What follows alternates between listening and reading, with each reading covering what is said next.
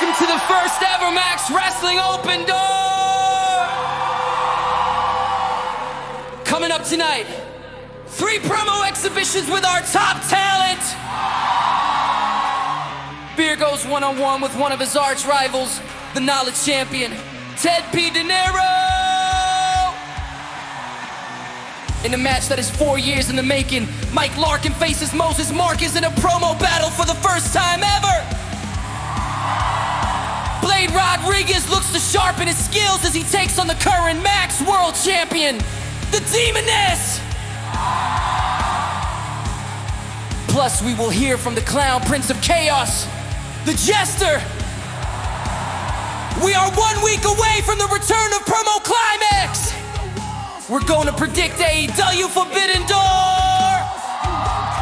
This show is stacked! Welcome to Open Door! One door is forbidden, ours is wide open. Welcome to Open Door, a Max Wrestling Max event. I am the captain, he is El Jefe, and down there is Cypher. We are about to predict AEW / New Japan's Forbidden Door. We also bring you a loaded card of Max Wrestling promo action, and everybody seems to have understood the assignment, because tonight is not about championships, it is about calling your shot before we begin the big return of the Promo Climax next week.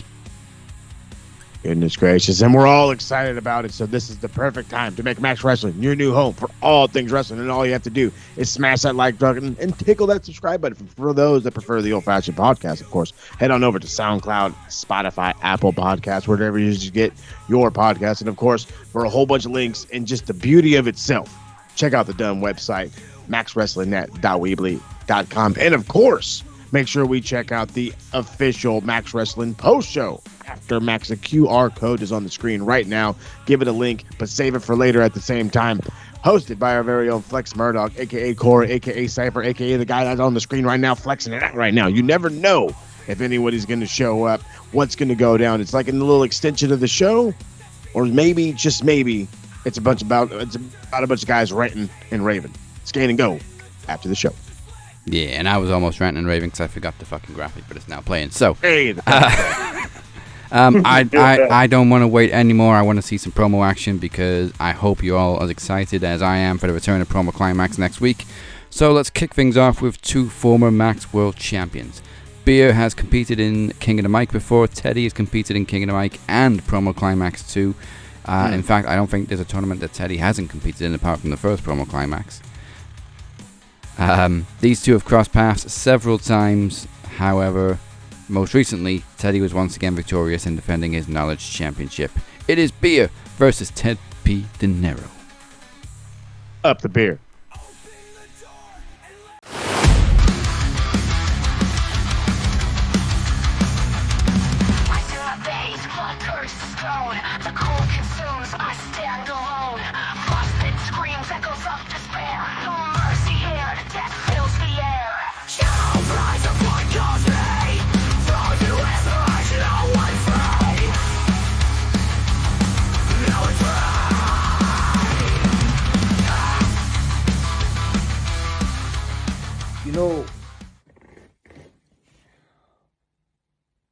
A Promo Slam, I was on the show, on the pub with the boys, and I didn't even have a match. I bided my time and see what I was going to do next. And I had a plan on what I wanted to do next. Until Mr. Rodriguez decided to ruin my plan. But I let it slide. Because when you're going up against Demoness, Blade, I wish you luck. I wish you luck, bud. I really do. But all I can tell you is be careful what you wish for. So I thought, cool. So we'll move on to the next. How about I do an open challenge. You see, because I'm sick to death of just sitting here and just waiting for people to give me opportunities. I'm going to start taking these opportunities. Until up came you, Teddy P. Teddy P Dinero, the man himself. You know what? I admire you for that, Teddy. I admire you, bud. Because it takes a lot of courage, a lot of balls to want to step up to the longest reigning Max Wrestling champion in the history of this amazing brand that we both have the honor and prestige of being on every week.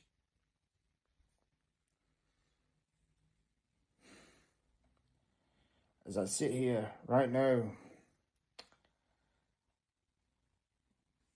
I just know, Teddy, made a mistake, but I admire you for it. You may be, without question, and I'm gonna be nice. I'm pissed off as it is. I'm pissed off at the world right now, right? I hate the world. But you are, without a doubt, one of the greatest knowledges of professional wrestling I think I've ever seen. You know 100% more ball knowledge than me. And that takes a lot because Trivia Takeover, if you'd have saw when I got the Iron Bank, I got 14 out of 15. If I was you, you'd have got all 15. But Teddy, what you haven't realized is that you have not a clue what world you stepped into. You're not facing beer from the Dragon Club. You're not facing just a normal man. I can have my time and I can literally chew up and spit anyone out who anyone gets in my way. Teddy, all I can say is TikTok. Time's up, bud. Well, you run back with your little, whatever it was that you're trying to do, like a little Timu Undertaker sort of, like a little thing with me. It's never work. I'm not scared of the dark. I'm not scared of anything. Anything related, unless it was my mom, my dad, my grandmother, or my sister. The only people in life that I'm scared of. I can take anything people throw at me, but them 4 people, they're the only 4 people in my life that I'm scared of, and the rest, I couldn't give a fuck about them. You see, I've lost a lot of people in my life. I lost a lot of people in my life, and I knew from that moment to not be scared. So people have the audacity to say that I was going to be insane going up against the Demoness, our beloved world champion. Did anyone say that when I faced, without a doubt, one of the best talkers on Max Wrestling in the best podcast machine, Mike Larkin? Is anyone saying that? No. Why? Because you're all scared of the truth. I speak the truth. And that's how I've been and that's how I always will be. I ended Cypher's long-time television championship reign. And I became beer dozen sure. No one will ever match that. World champion and also TV champion. 2 of the biggest titles that we've got. I had them both at the same fucking time. You know why? Because I care. And I proved that I am the best. I was the best for 244 fucking days. And let this be one final message. Blade and Demoness I'm going to watch your main event very closely. Because when one open door closes, the next door will be unleashed, because cold-blooded beer, cold heart, wants his baby back.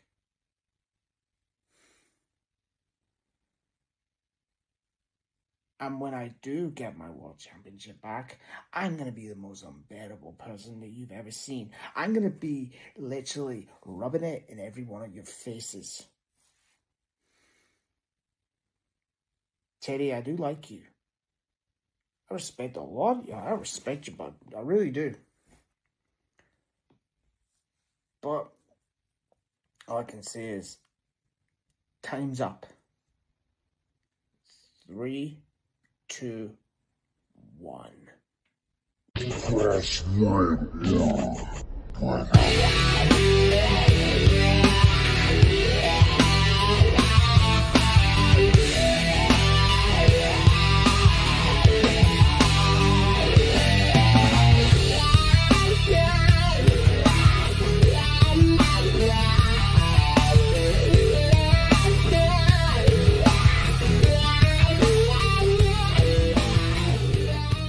The greatest trick the devil pulled was to make you believe that he isn't real. And you still don't believe.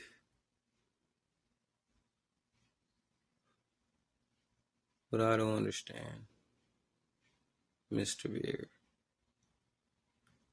is that you have this pompous attitude about you,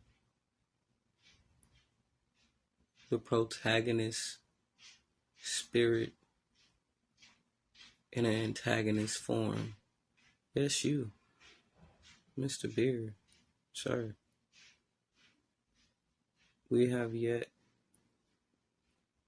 to even reach what this truly is.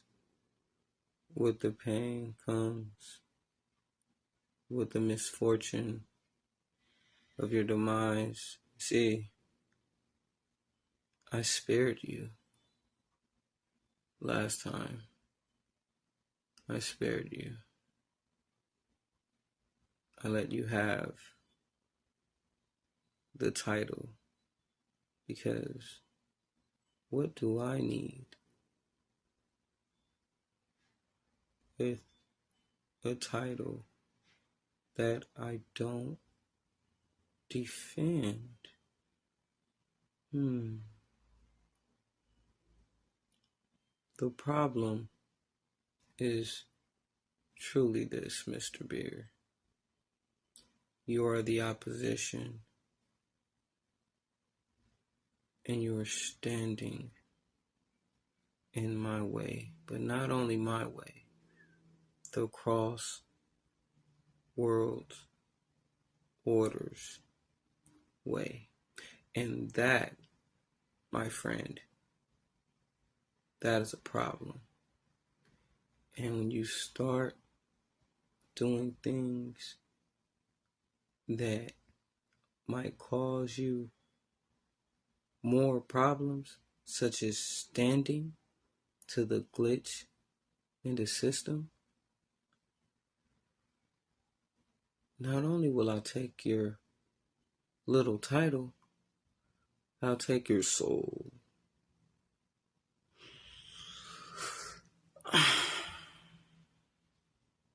So let's not even get into that.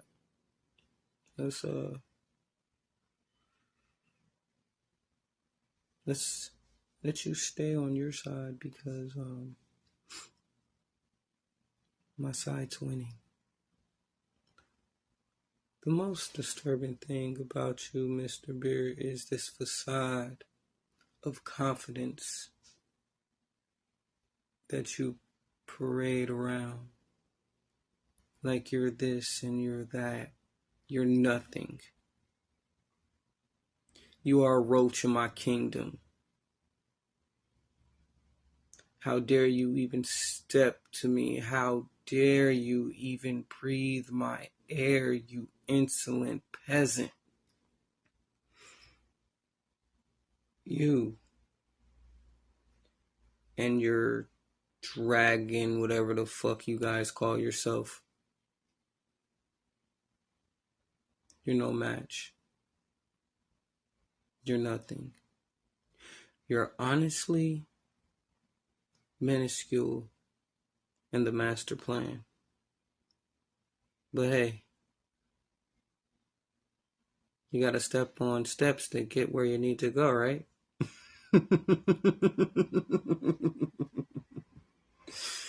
What's understood doesn't need to be explained.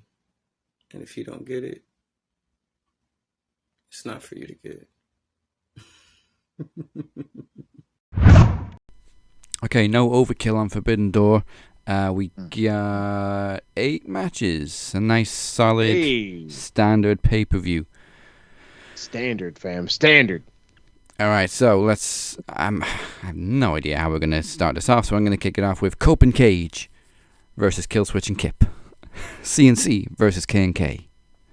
Hey, put the letters together and you get some rhymage. What the fuck is going on? Like, how are guys getting injured right before big shows? Like, poor Nick Wayne. Yeah. You know what I mean? This whole fucking feud is about him. And then he's hurt. And they bring Killswitch back, which, you know what? I don't hate that. I've kind of been clamoring where the fuck he's at. So, okay, the return is on. But we say this all the fucking time. The writing's on the wall. These guys are going to be the Edge and Christian, the CNC connection, whatever you want to call them. It's going to be them of old. Yes, there is tension, but it seemed to be like they pretty much squashed it on Dynamite last night. So he wants to be the best darn tag team partner he's ever had. And I'm like, you already were the best darn partner he's ever had. But hey, that's in the past. So I hate to do it because, Killswitch just got back.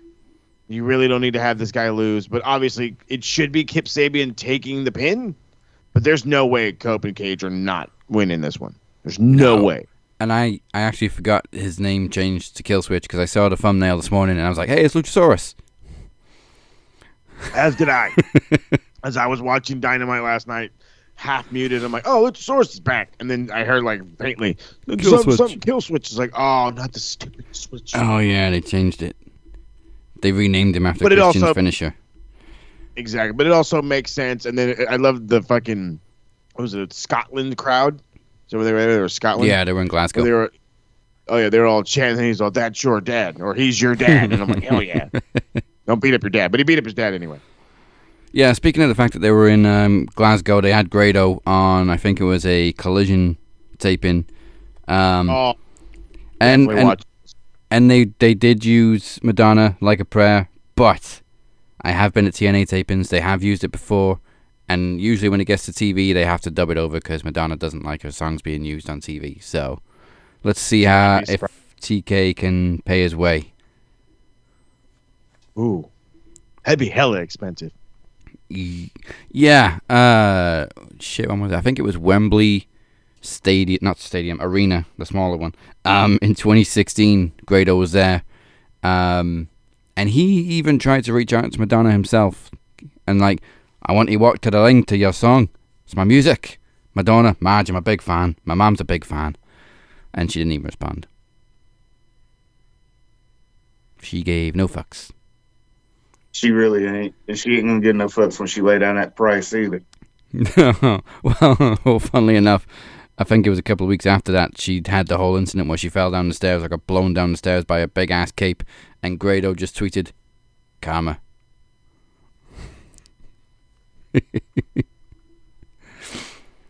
Alright, while Mo on the freezes, we both went for Cope and Cage. Flex, who are you going with?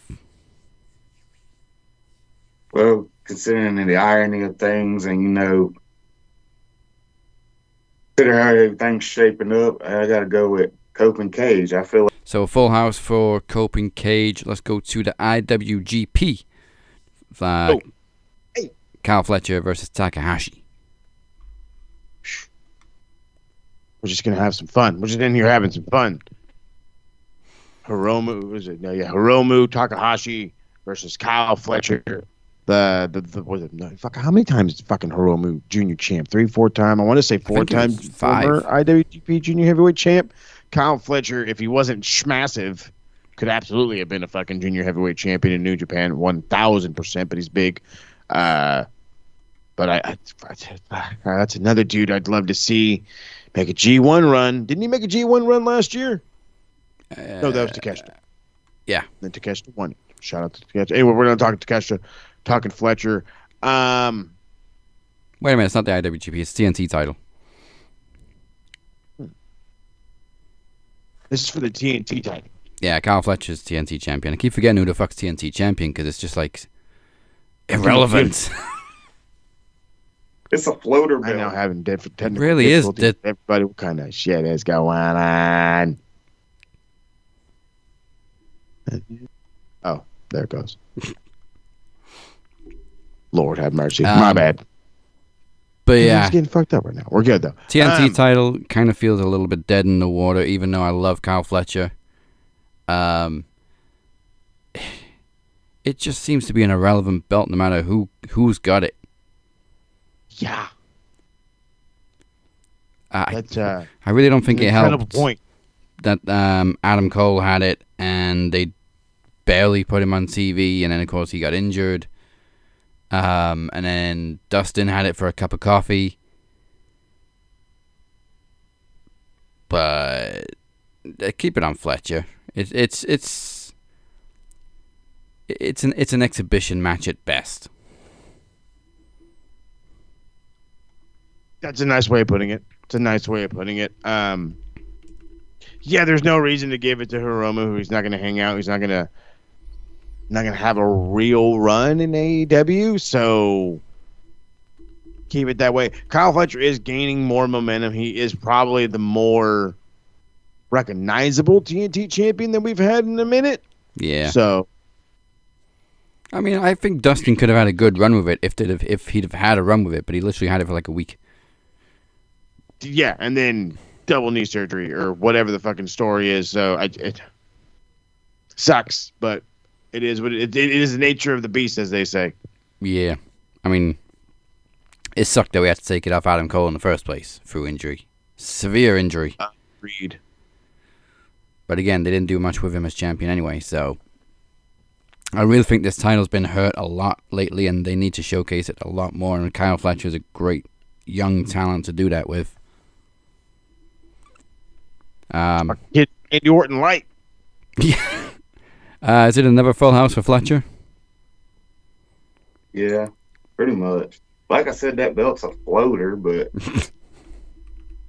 at the same time, keep it on Fletcher. Bring a little bit more prestige to it. People might start taking it a little bit seriously. Right now, it's got relevancy than, it's got a little bit of relevancy, but not a lot. So, yeah, just keep it on Fletcher. It's kind of like a 24/7 title right now. I know. Don't varnish it that bad. Yeah. I would say, oh, God, that's terrible. We got a three-way elimination for the tag team titles. Hurt Syndicate defending against FTR and Brodito. I didn't even know they had a team name, but Brodito. Oh, yeah, they got a badass team named Brodito. This is where... and Bandito, for those that don't get it. Yeah, and you should get it. No, I'm just kidding. It is a random little tag team that they have. I love it, though. I love these guys. I think they would work great long-term. I really, truly do. The problem is it's like we're talking about the Hurt Syndicate here. They're over. They should not really even lose these belts as an even small consideration. But let's say they do. The only other way I see anybody doing whatever is FTR steals it, and then they go on to have a fucking rematch at some point, and Brodito is just there for the sake of being fucking cool. But Brodito right now is in the position that was the same position that we would consistently see the best friends in. Oh, come on, please give him the fucking tag team titles. Or just recently with the fucking the Outrunners. Yeah. Come on, just give them the tag title run or whatever. That's these dudes right now. They got the hot moment. They got the momentum. They got the push, the drive, the whatever have you. The fans are clamoring for it, but it's not going to happen. It's just not going to happen. So I'm going to play it safe. I'm going to stick with the Hurt Syndicate, even though I really do think there could be some fucking chicanery. And, maybe goddamn Stokely gets involved or whatever, and FTR steal it, can be tag team champ. But again, safety reasons, sticking with the Syndicate. Cypher, who you going with? I mean, if we're thinking outside the box here, like, what if TK pulls the ultimate serve and then decides to, like, you know what? Let's just give Bro Dito the tag team champions, and that way they have a rematch against Hurt Syndicate. I mean, that could be a good one. Mm-hmm. I mean, the rematch is definitely there, but at the same time, like Mo said, like, they're like the Outrunners, the Best Friends, Private Party. You want to put the belts on them, but just not right now. Just not right now.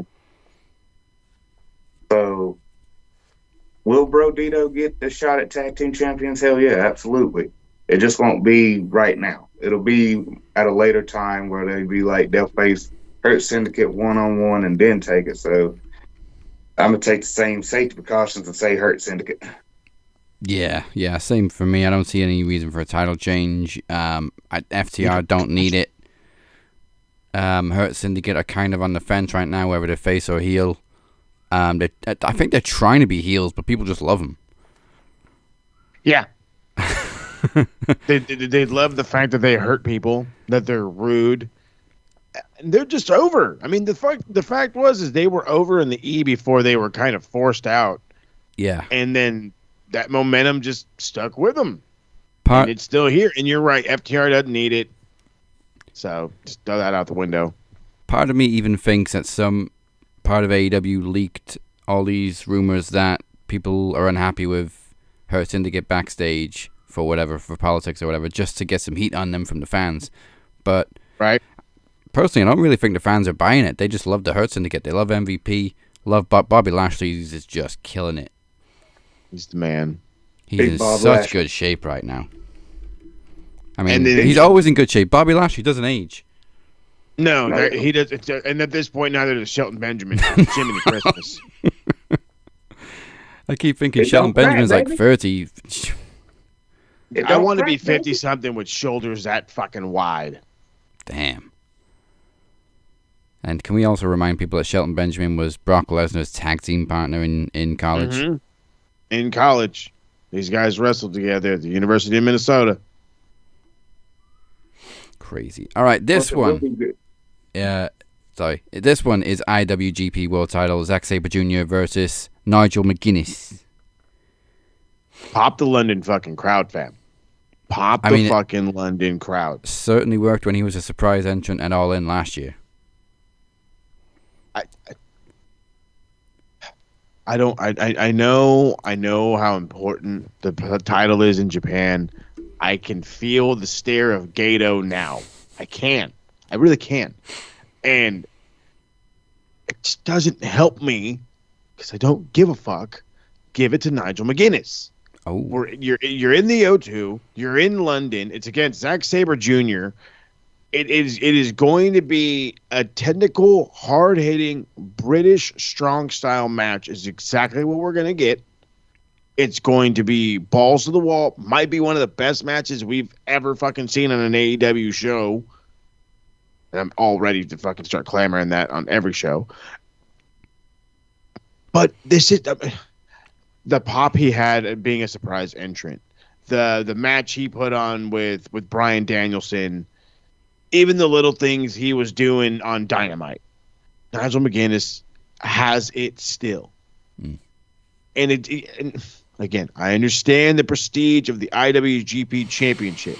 Okay? I get it, and I'm sorry for those who are going to take this right up the butt because look at how they're taking the Takeshita win, some of these fans. Oh, yeah.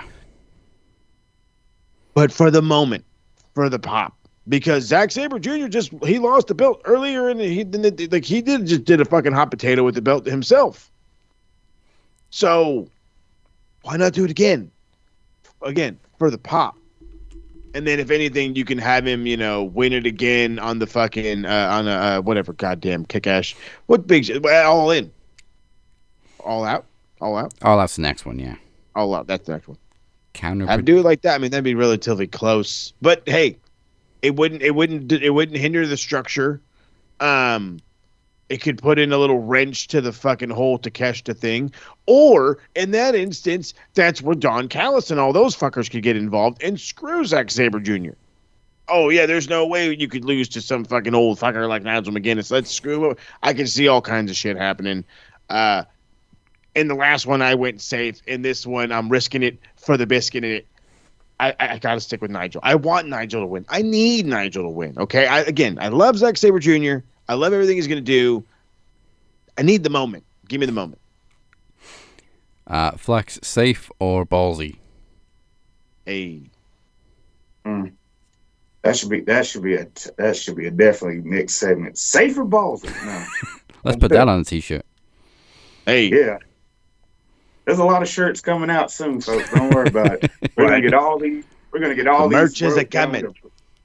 Yeah, merch is coming. Safe or ballsy, all that. But I've learned in watching, like in recent history, whoever the hometown hero is, that's who they put over the most. And you see it everywhere. It's like it's nothing new. You see it every time, like. They go to these different places, and the person's from there. They always get put over. And like we're in the O2, so hey, I have to go with Nigel. I'm gonna go with Nigel on this one. The crazy thing is they're both from London. Yeah, I think. Well, obviously different parts of London, but yeah, Zack Sabre's from London too, I think. That's what I'm trying to figure out right now because I'm pretty sure that's where. Nigel's from, or at least that's where he's built from. Zack Sabre Jr. is from the Isle of Sheppey, which is on the coast of Kent. Oh, so a little bit posher than Nigel. Yeah, I was about to say, yeah, you go. Well, that explains it all. Explains it all. This fool's real name is Hey, that's a good first name you got there in real life. I'm not about to give it to the world. But you can, you can Google it or Wikipedia it, whatever you want to fucking do. His real surname kind of spells it out for you. Eat well. Eat well, nice. They eat well. Dude, I love that. Eat well. I love that. I love it. Let's get ballsy.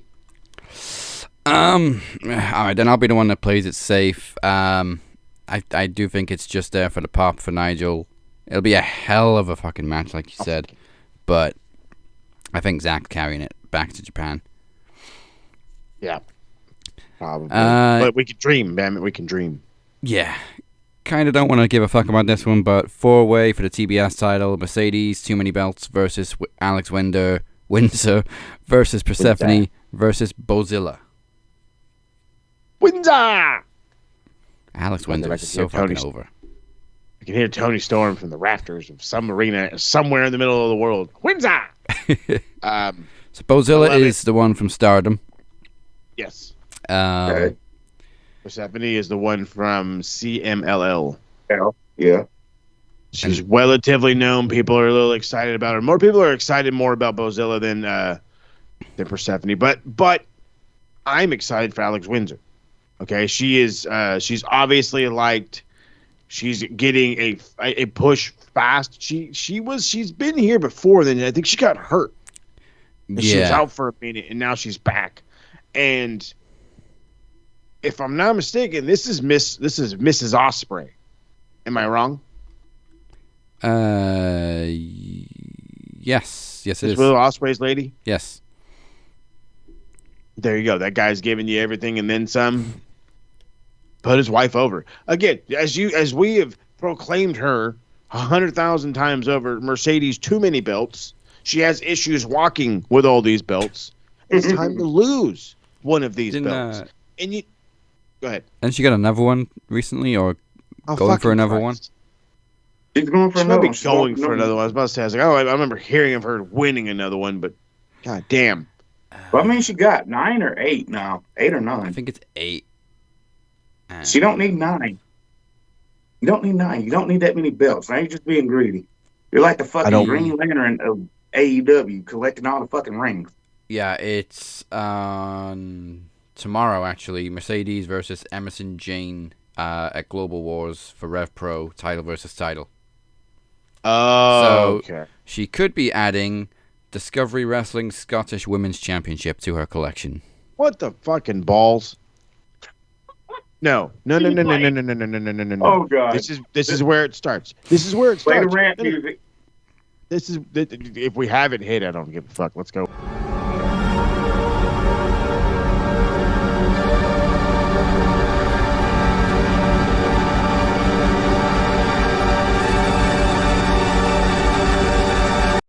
But the reality is like this is where it should fucking start.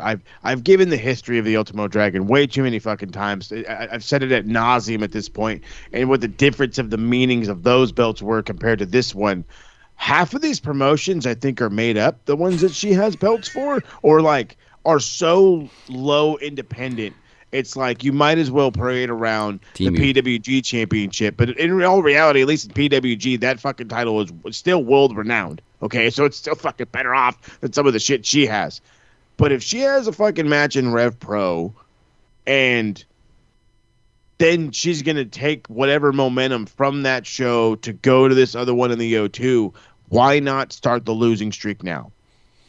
She couldn't beat Tony Storm. Now you're on the losing streak. You lost your Rev Pro, whatever. I think it's just a Rev Pro Women's Championship or whatever. But she's got that one, so she can lose that, turn around, lose TBS, and then go from there. She can start losing all of her belts. Maybe she has to change herself, do some whatever, some soul search, whatever.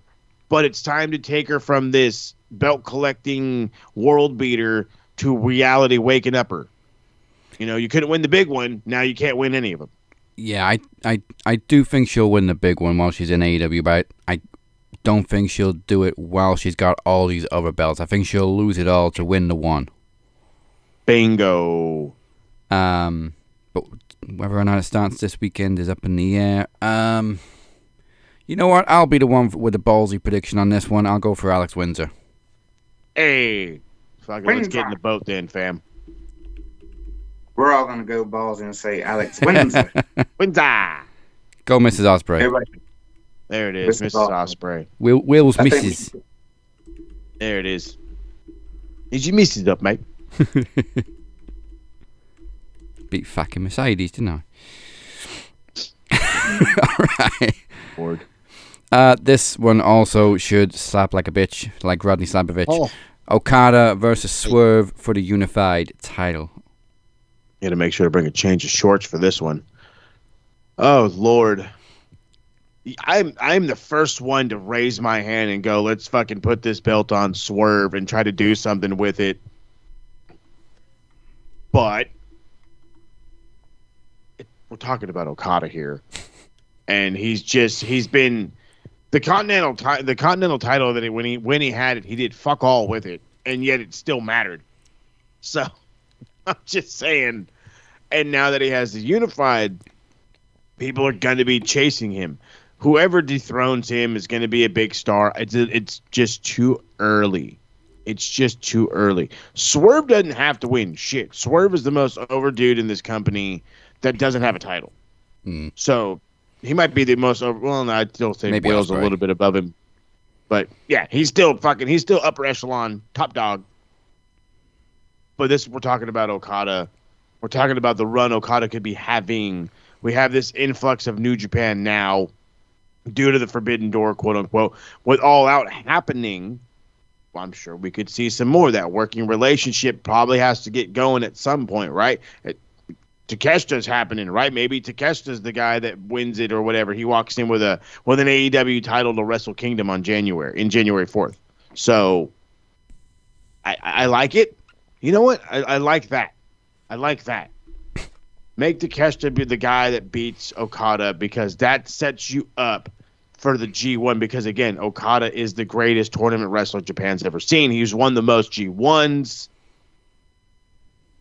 Yeah. Okada.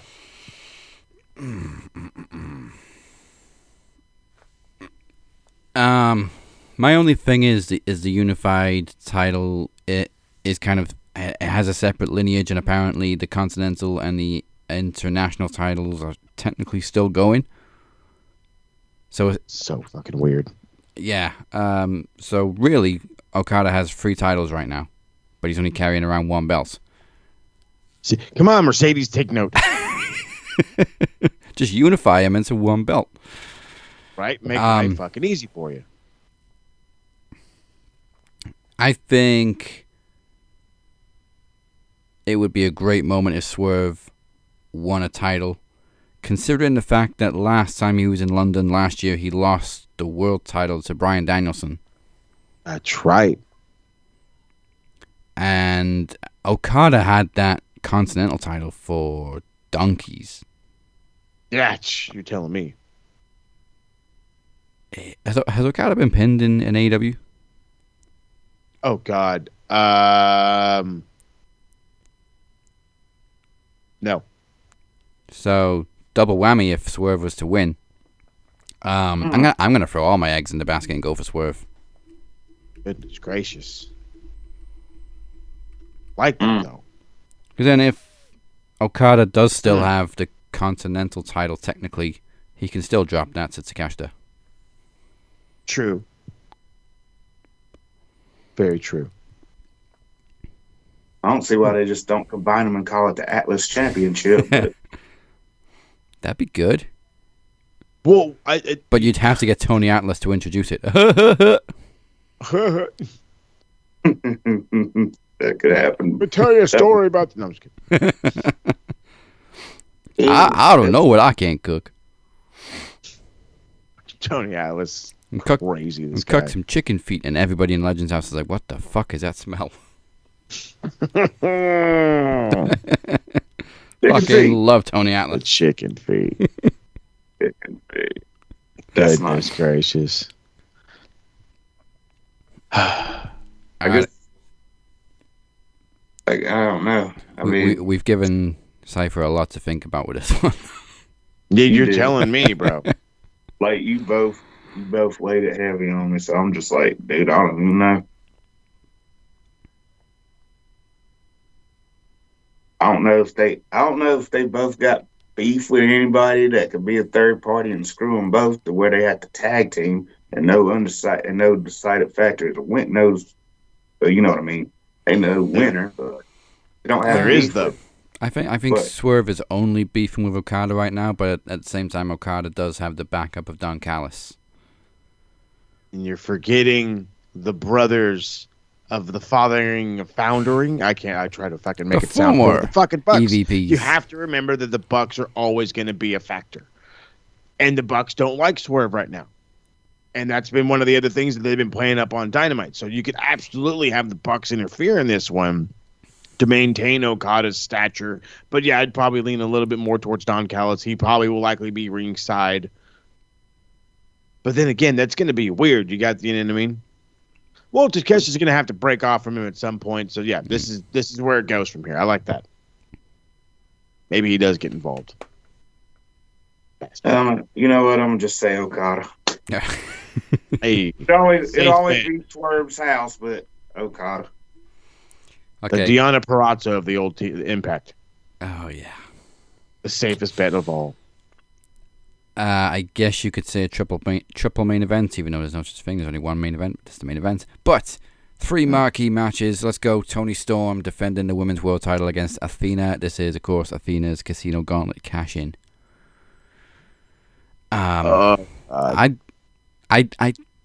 think I'd be okay with Athena being the one to dethrone Toni Storm. We all love Toni Storm. She's had a hell of a run. She's AEW's most treasured possession right now. But we've been clamoring for so long for Athena to get called up and win a title on the main roster. She still has the Ring of Honor women's title. She's the forever champion. 800 something. Well, over 1,000 days, no? Oh, I want to say she's over 1,000 now. It could be at least coming up to 3 years. It's definitely well over 2. Athena Reigns, baby. Hey. Like it. I like that. No, I get what you're driving at though, Dads. It's one of these things where we've been clamoring for Athena and for her to be taken seriously. And Toni Storm is absolutely beloved. She is our Rhea Ripley in every opposite and equal way at the same time because she means so much to this fucking brand. But, and I'm not saying this in like, oh, I have to go Toni Storm. No, I'm let everybody know right now. I am picking Athena. And I'm saying it with remorse because it literally sets up everything that I'm talking about. The entire fall of Mercedes starts in Rev Pro and follows it out through the weekend and through the next couple of weeks because Athena will be fucking world champion. And again, the best rise for Mercedes is to lose it all and go up against somebody that she has real beef with, and that would be Athena. So I hate it. I hate when I'm right, especially in instances like this. And it's one that I'm almost positive is going to happen. We love Toni Storm. Thank you for your beautiful run. But Athena has to win this. We have to get Athena at Mercedes at some point. And maybe if TK's smart, that just means that Mercedes never wins the big one. Wink, wink, nudge, nudge, say no more. Well, it is coming up to 3 years. Athena's been champion for 984 days. She won it December 2022. As for Toni Storm, obviously she won the title back from Mariah May at Grand Slam. But last time she was in London at All In was when she lost it to Mariah May. So is she going to lose the world title in London back to back? Yes. Well, think of it like this. Even if Athena don't win, who is the one person that could possibly dethrone timeless Toni Storm at All Out? Start your build with Jamie Hayter and have Hayter versus Toni Storm at All Out. Where is Jamie Hayter again? Did she get injured again? Catering, fam. Damn. She just got back. So, yeah. I think if Toni doesn't lose it to Athena, she'll lose it to Mercedes in a rematch. Oh, that's terrible. Unfortunately. Just use Jamie. But I'm gonna just say for a sake, just throw Jamie in there. No Mercedes, just Jamie. Please throw Jamie in there. Jamie. Yeah. Love it. I'm going to stick with Athena. Again, love Toni Storm. At one point, I wanted her to be champion forever. Hey, fucking hell. But I think that was mainly because I thought Mercedes was going to win it. Yes. I'd be much more happy with Athena dethroning Toni Storm than I would ever have been for Mercedes. Like I said, as long as it all fucking coincides with Mercedes losing it all, yeah, we're in the game. All out. Lose it all out. Lose it all out. All right. Yeah, I'm gonna say Athena. All right, full house for the ROH Forever Champion. Ever champion. Athena Reigns. All right, up next we have a clusterfuck cage match. Lights out steel cage. Golden Lovers, Darby Allin, Tanahashi, and Will Ospreay versus the Death Riders, the Young Bucks, and Gabe Kidd. Tanahashi fucking tore his bicep walking to the fucking ring. What the hell are you doing, Tana? Like, what are you doing, bruh? What the fuck old ass Tana need to be doing this goddamn match for? He gonna jump off the cage. You know he's gonna jump off the fucking cage. Why? It's fine. It's not fine. It's gonna be crazy. I'm hoping we get to see a little bit of Coda of old, but again, I also don't need him breaking both of his fucking ankles in one match like he did against Marufuji. So yeah, the whole babyface team is taped up. Yeah, they're all fucking hurt except for Darby, who's fresh off of climbing the mountain. But in reality, he's kind of hurt because they whooped his ass and threw him around in a body bag. So he's used to that. Yeah. Damn Darby.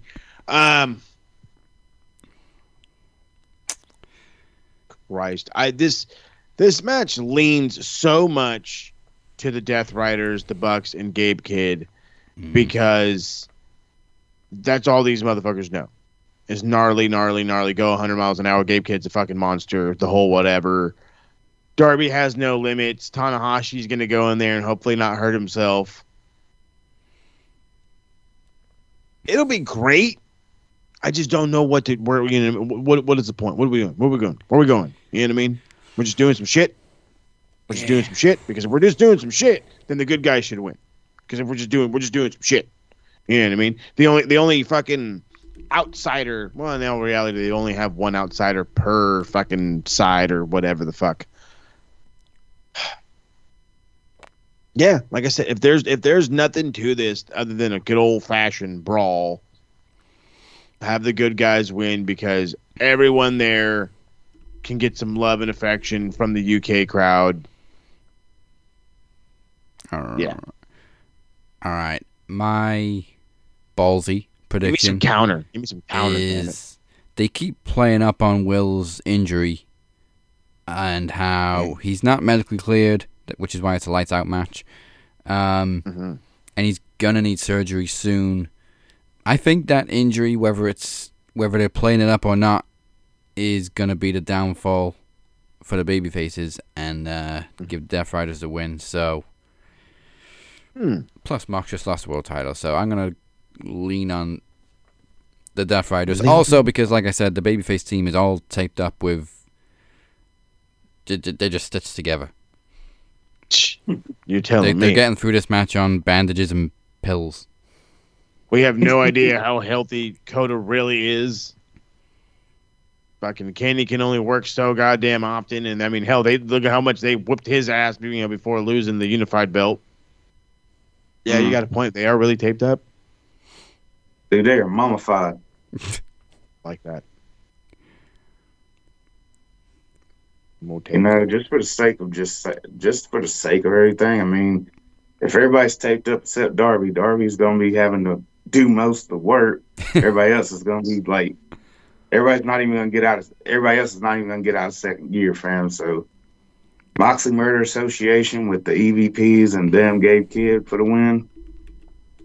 I guess I'll take that side. It's Death Riders Incorporated.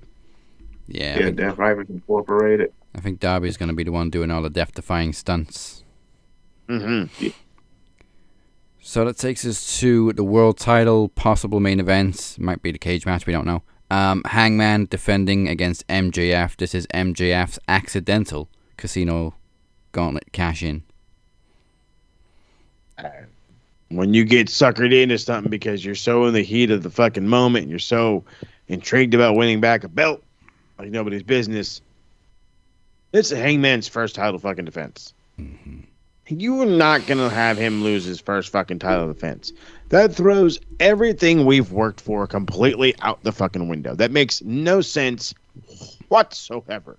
So it has to be Hangman, but then being the people that we are, the fucking, the forward thinkers, to get fancy worded, what the fuck are we doing with MJF? Where are we at now?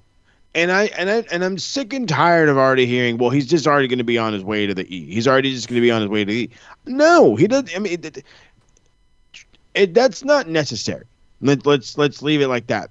That's not necessary. But what is necessary is a direction for him. And if he's not winning the world championship, and by no means should he really win the world championship, even by fucking chicanery, screwery, whatever, maybe the Hurt Syndicate decide they do want to help him after all, or Shelton, crumbles, MVP crumbles, somebody helps him, and maybe they fuck over Hangman.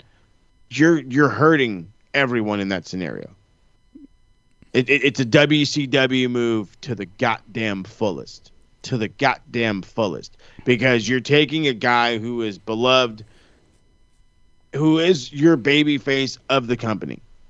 He is your baby face. You gave him back his old baby face music, for fuck's sake. That's how you know he's the baby face of the company. You had him win the big one against the guy that was destroying the company from within because he said that nobody was good enough and this and that the people couldn't even see the championship. The whole 9 yards. The whole 9 yards. And then you're going to turn around and have him lose to the biggest dick in the company? And I'm sure he's like giggling at that one because I'm sure he took it as a compliment. But that's beside the fact. It just doesn't work. So Hangman to win it.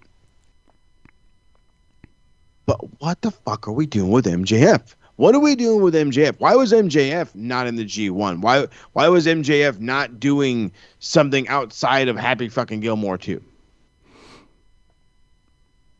Yeah, and why have they gone straight for the cash in instead of, like, MJF really could have worked that cash in tease for a while.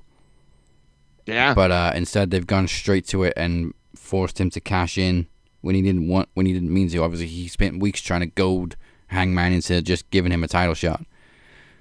So it does seem like kind of a waste of the Gauntlet title shot, but it is way too soon to take that title off Hangman. Like you said, first defense, he's not losing it.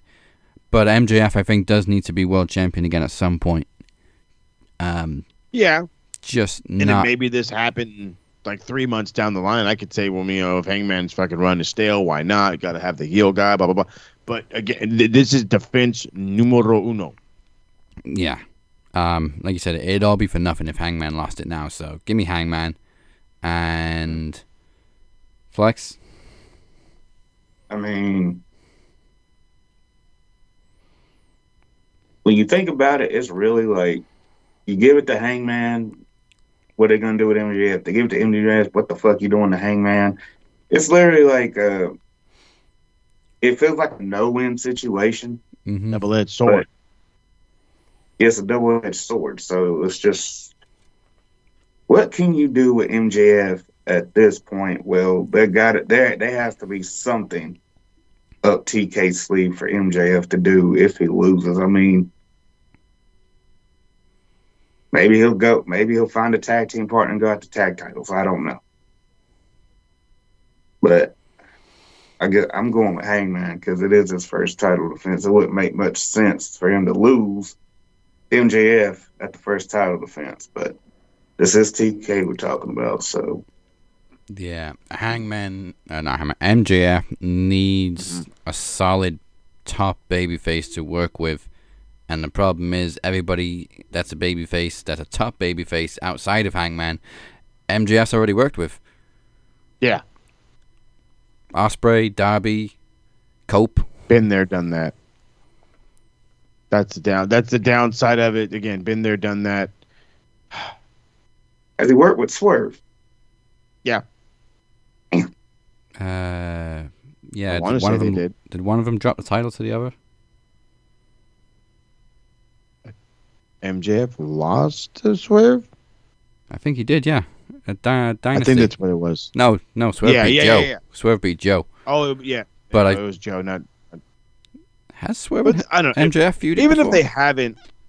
Even if they hadn't had a feud, I don't really know if I want MJF going after Swerve. It just feels like a veer off to something. I kind of was liking, though, the idea of a tag. Well, there's been consistent rumors of like Hammerstone heading over to AEW, having Wardlow finally fucking return, having them rebuild Dynasty, the faction that he had back in the MLW days.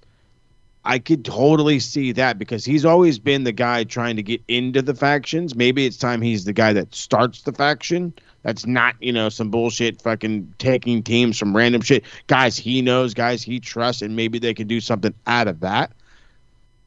Otherwise, I'm at the point of saying, what harm would it do to send MJF to Japan?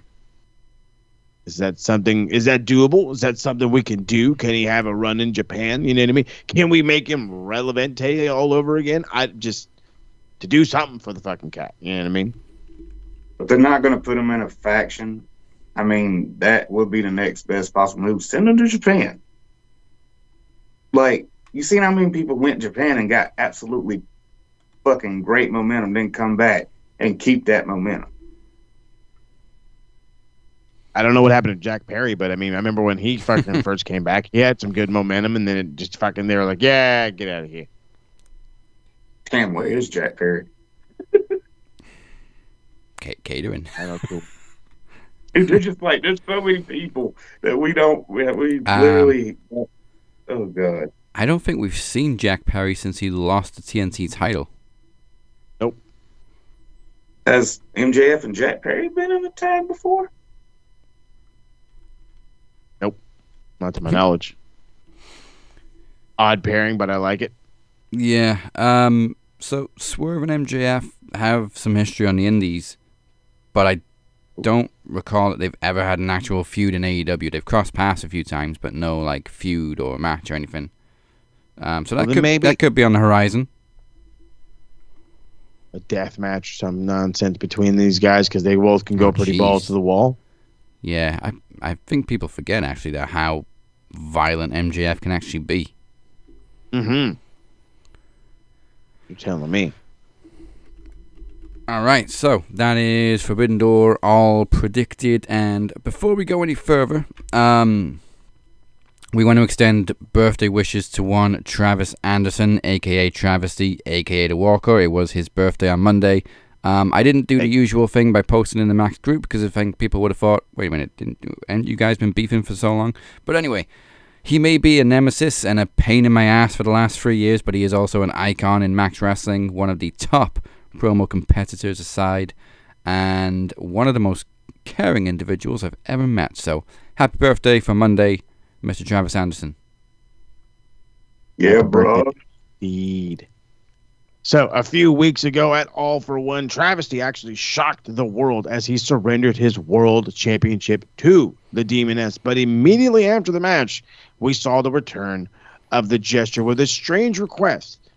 Now he has set a challenge to the Demoness for next month's Summer End. But first, we get to hear what the Jester has to say.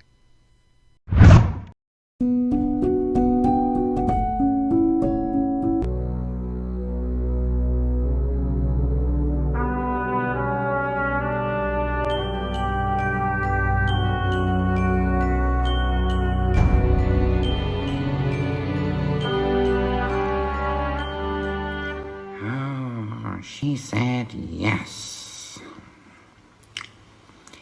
Can you feel it?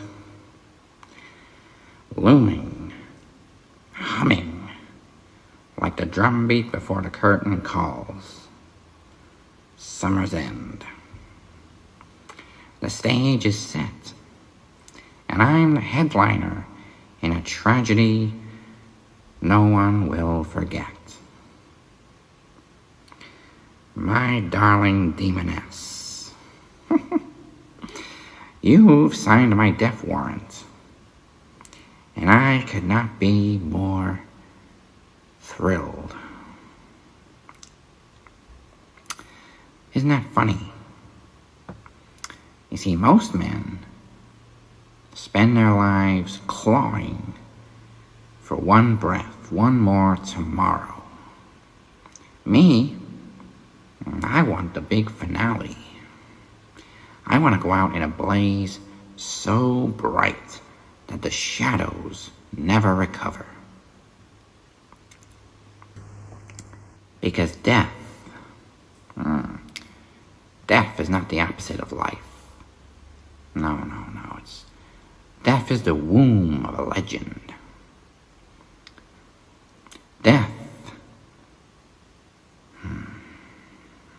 Death is different.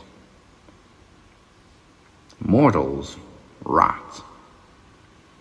Martyrs fester into myths. And myths never die. So, when your blade, or your flame, or your kiss of death, however you choose to snuff me out, finally lands, the joke is not on me. It's on everyone else. Because they'll remember. Oh, they'll whisper about the madman who courted his own doom and laughed at the gallows. And they'll remember you as the dark angel who granted him into oblivion. will be inseparable. Two sides of the same coin, tossed endlessly through the grubby little fingers of history. My death is a coronation. Your strike is my scepter. At summer's end, I won't just die. I will ascend. So promise me, Demoness. Promise me you'll make it hurt. Promise me you'll make it beautiful. And when the world gasps at the sight, they'll know. They'll all know. The jester was never mortal to begin with.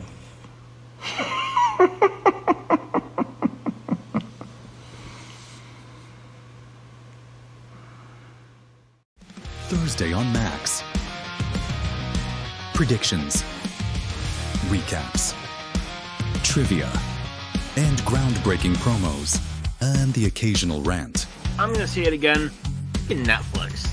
Fucking Netflix. You have known for months now that this Jake Paul, Mike Tyson fight was going to happen. You knew. You had more than enough time to get the infrastructure for your website ready to go. Join us on the Max Wrestling Podcast every Thursday. Exclusively on YouTube and audio on all podcast platforms. Go to maxwrestlingnet.weebly.com.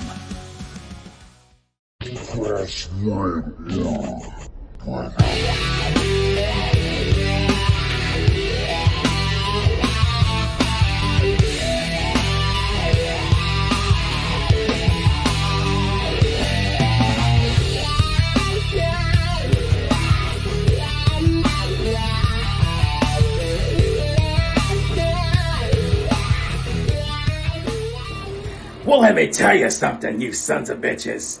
Allow me to take a break, brothers, from being so cool, so awesome, from oozing machismo, yeah, from pumping up these guns, yeah. Can you see the cheese flowing from them? Yeah, somebody get a fucking bowl. I don't want to waste a drip, brother. Yeah, that's right. Yeah, I'm here to let you know that me, A.T. Wrestler of the CW, oh yeah, too sweet me, brother. Yeah, I will be right where you expect me to be, brother. I will be in the Promo Climax, brother. You know who else is going to be there? The Stat Man, brother. Oh, yeah. Yeah, the Stat Man's coming for you, too, brother. He's not here right now, brother, because he had a crazy surgery, brother. And guess what? He's not going to lay down, not like a dog. Absolutely not, brother. Even though he's still with an injury, brother, he's still going to show up and kick all your asses. And I'm telling you, in column A, you're going to have A.T. Wrestler. And in column B, you're going to have the Stat Man. And we're going to run wild all over the Promo Climax, brother. And you're not going to be able to stop us. Not me, not him, not Tedd P Dinero, that knowledge champion. And, oh yeah, that's right, your world Max champion, brother. The Demoness. That's right. It's CWO for everything. Put all your money on us, brother. And as far as anybody who's going to be in the Promo Climax, especially the Captain Dazzy Lee. Yeah, brother, we haven't forgot about you, brother. And especially Flex Murdoch. Oh, yeah, brother, we haven't forgot about you, brother. By the time we're done with you all, you'll have no titles left. And nobody, brother, will care about the Dragon Club. And nobody will care about the Brothers of Max Destruction. And everybody will know the three most important letters in Max Wrestling history, brother. And that is the C-W. Oh, yeah, brother. See you at the Promo Climax, bitches. Yeah. Ha ha ha ha! Hello, motherfuckers. My name is Professor Slababitch, because educationally, that's exactly what I'll do, baby. And I'm here to let all you illiterate motherfuckers know that come time for the Promo Climax, I'll be there to teach you all a lesson. Ah! See you soon, bitches. Welcome back to Open Door. I am the captain. He is El Jefe. He is Cypher. Speak their name and they appear. Once again, make sure you like and subscribe on YouTube. Follow us on all podcast platforms. And make sure you visit maxwrestlingnet.weebly.com. It's simply just a click away. After a break last year, Summer's End returns next month, September 18th. And our next Max event features predictions for AEW's All Out, which actually happens for the first time outside of Chicago. It's happening in our second favorite place in the world, Canada. It's going to be a cold, cold September. And as you've already heard, confirmation on the main event, it will be the Max World Champion, the Demoness, versus the Clown Prince of Chaos, the Jester, in what has been labeled the death of the Jester. Oh, goodness gracious, these things are getting more and more intense by the week. Who knows what else is going down? But we do know that 2 Promo Climax matches will also take place that week. Do not forget that the tournament begins next week. The path to crown the unified champion and the theme for Summer's End is a very special rendition of Foo Fighters classic by Captain's Revenge. Go check it out now where you find all Captain's Revenge music. Yes, and for more information, as always, go to maxwrestlingnet.weebly.com. So speaking of the Promo Climax, we had a few confirmations there during the break. I'm not sure if we're going to get one more, but there is currently 11 entrants in the Climax. If you're not familiar with how it works, there's 2 blocks. Everybody competes against each other before there's 2 final opponents with the most points at the end from each block. So, current confirmations are, of course, myself in one block, Cypher in the other as 2 defending champions. Also confirmed are Beer, Blade Rodriguez, El Jefe himself, Moses Marquez, newcomer, Brew Capone. The Phoenix, of course, is in there. Chris Reed has silently declared as well. And as we saw during the break, we got A.T. Rustler, Robert Davis, and Rodney Slabovich. Rodney Slabovich. Son of a bitch. The guy with the best laugh in the world. So don't... You could say that. Like Moses just said, do not forget Promo Climax begins next week. We will have 2 matches, one from Block A, one from Block B. Keep an eye on the Max Wrestling Facebook group if you want to see the schedule. It will be posted in the next couple of days once we confirm the final lineup. Alright, let's do something a little bit different. We usually do last night on Dynamite, but we've just predicted Forbidden Doors, and we haven't covered anything from WWE yet, so let's do the Universal updates. Hey! And there isn't an awful lot to cover, really. Obviously, the rumors were correct. Naomi is dropping the Women's World Champion, or has dropped the Women's World Championship due to a case of pregnancy. She was dethroned by Big Jim. Oh, yeah. Hey, that guy will take anybody down, apparently. Goodness gracious. For once. Right in the middle of her run. Poor thing. Oh, I feel so bad. There was, I want to say like Bleacher Report or some whatever bullshit site on fucking Facebook put up this whole thing. Oh, it's totally 2025. It's totally been Naomi's year. Like, congratulations. And I was like, yeah, but this is all in the middle of the shit. Like, brother, you couldn't wrap it up for another couple months. You know what I mean? But it is, I joke, all jokes aside, good for them. They've been together for a long time. Yeah. They all get to bring a child in this world.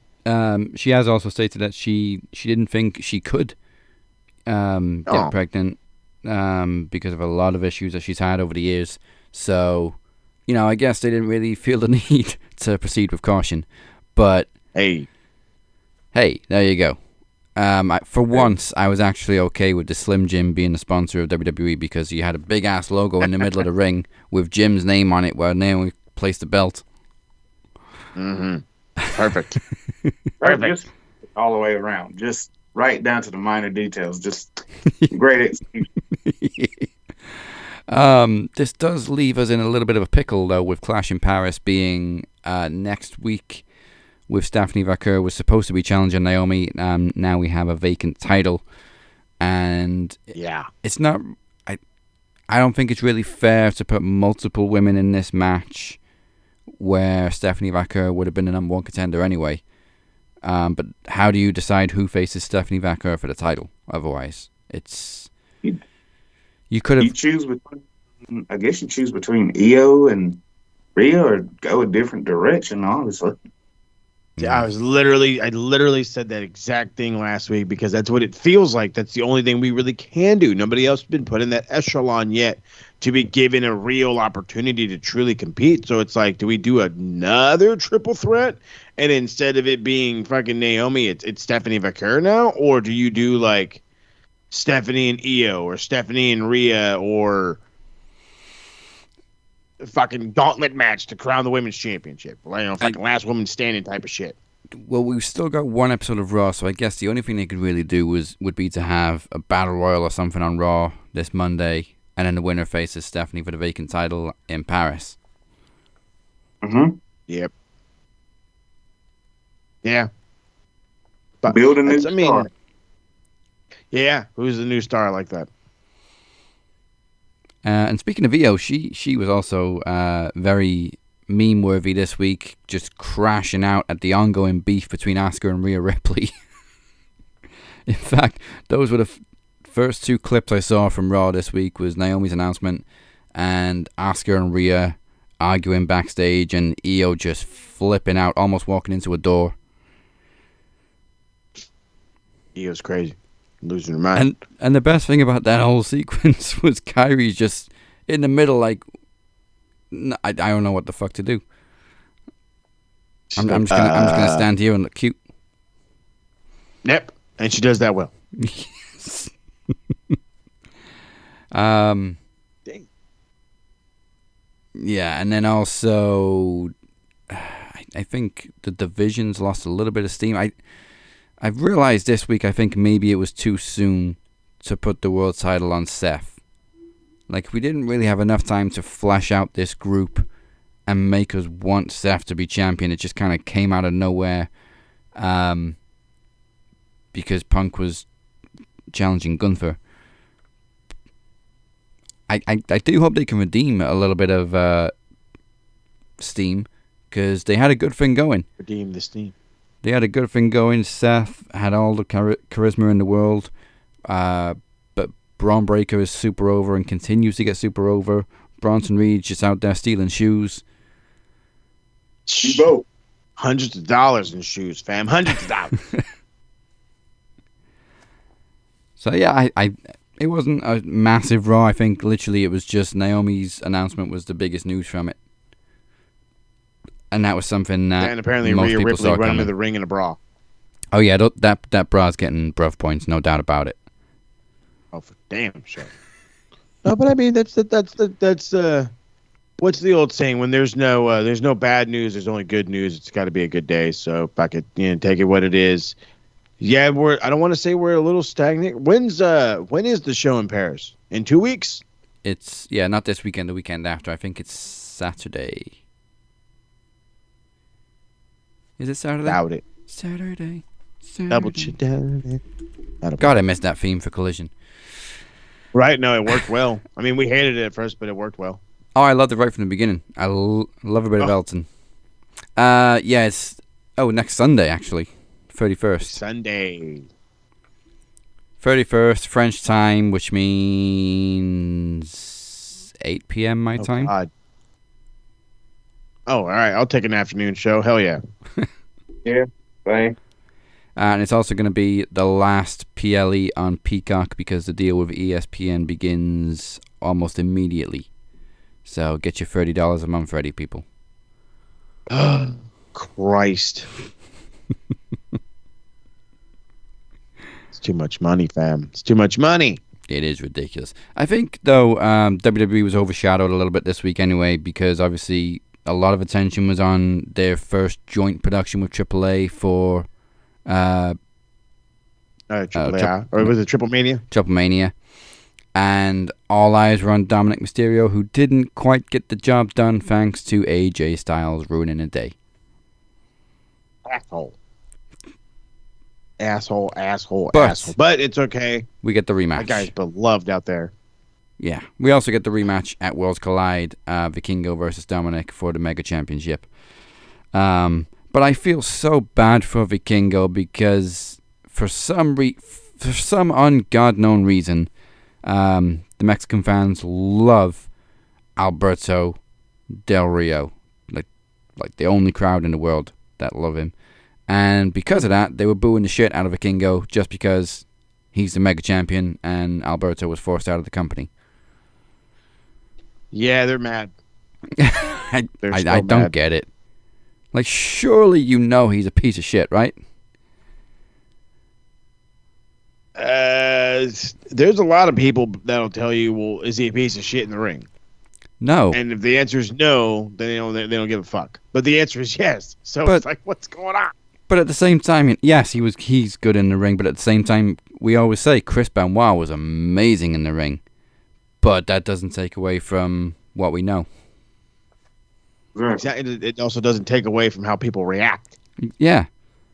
So, like, just because somebody's good in the ring doesn't mean you can forgive them for their shortcomings or the flaws in their character. Big flaws. Like, massive flaws. Like, and the main concern on everybody's mind is, will the E bring him back? That is the main concern right now that's being speculated. And I'm just like, no, they're not bringing him back. Said it real quiet so it wouldn't get censored. But especially if they really are trying to bring Paige back in, which they've been shuffling their feet on for a while now. I think the reason why they're shuffling their feet on is I don't even think they know if they really want her back or not. I mean, hell, they brought Nikki back. Yeah, fucking. But bringing Nikki back over Paige is diabolical. Yeah. Well, the sad reality is we know Paige can only wrestle so often, and at least Nikki can kind of wrestle more often. That's not like that's going to help her fucking case or anything, but I mean, at least then in that aspect, she's more expendable. Yeah. She's not as fragile. Well, I mean, in AEW, Saraya took some bumps that we didn't think she'd be able to take after that neck surgery and everything. So I think she can still go. I mean, that's what I was saying. Like, I'm not saying like she can't wrestle, but she can't wrestle as often. She's more of a special attraction rather than Nikki was just, oh, great, Nikki's back. Great. But I mean, fortunately, we don't see Nikki wrestling every week. She's out there in backstage segments or like the promo face-off with Becky. So I mean, there's nothing stopping them from doing that with Paige. She can come out and do promos. Paige is actually pretty good on the mic. Yeah, if you're gonna bring Paige back, bring her back as a manager and make something roll with, make a faction with Lyra or somebody. Make her do something with Paige. I mean, manager. They kind of were trying to do that with her in AEW. Like kind of making her the face of a group or whatever. And it was working, but that group also didn't get any shine. In the E, I feel like something like that could really happen. So, yeah, I like that. I don't think she should be a manager straight up. Like, you're going to want her matches. You're going to want her to have a few good matches with some people. And then maybe a year and 4 or 5 months after being back, cool, make her a manager. For sure. Yeah. There's a lot of young talent that Paige hasn't worked with. Like her and Roxanne would kill. Oh, yeah. But yeah, saying that, she did an amazing job as SmackDown GM. And then they just pulled the rug out from under her for no apparent reason. And didn't they combine the role or something? The McMahon family became the authority figure again. And then Paige was just like, oh, okay. Mm-hmm. I thought I was doing a good job, but okay. Back of the line. Bullshit. So I just closed the fucking page. Clash in Paris has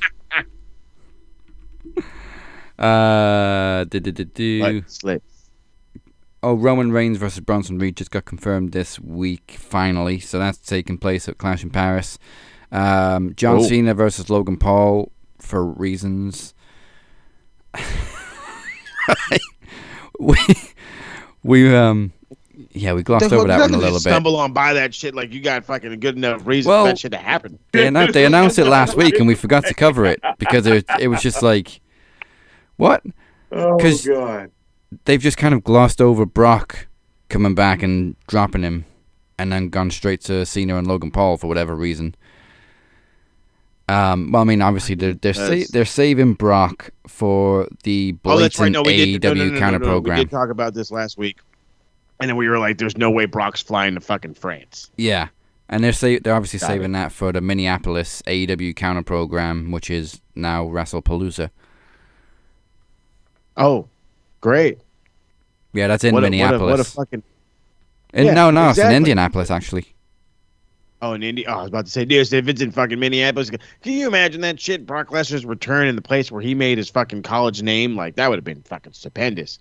What a great little return. But no, that's fine. Put it on the back burner. I guess Logan Paul is going to get himself a little bit of relevancy. Maybe that'll help his brother get this little bit of relevancy, even though he's about to get his ass beat by an actual boxer for the first time ever.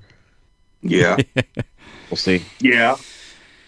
I was looking at the card. The World Women's title match has actually been taken off the show completely, which sucks for Stephanie Vaquer because you couldn't just do what we said and have another battle royal to find somebody to face her. But okay, as of right now, it's not on the show. Oh, it'll get put back. I'm hoping it better does. be. A couple weeks away. I'm hoping it does. And then we mentioned this last week. We got a fatal 4-way for the world title. Seth Rollins is defending against CM Punk, Jey Uso, and LA Knight. Yeah. Yeah.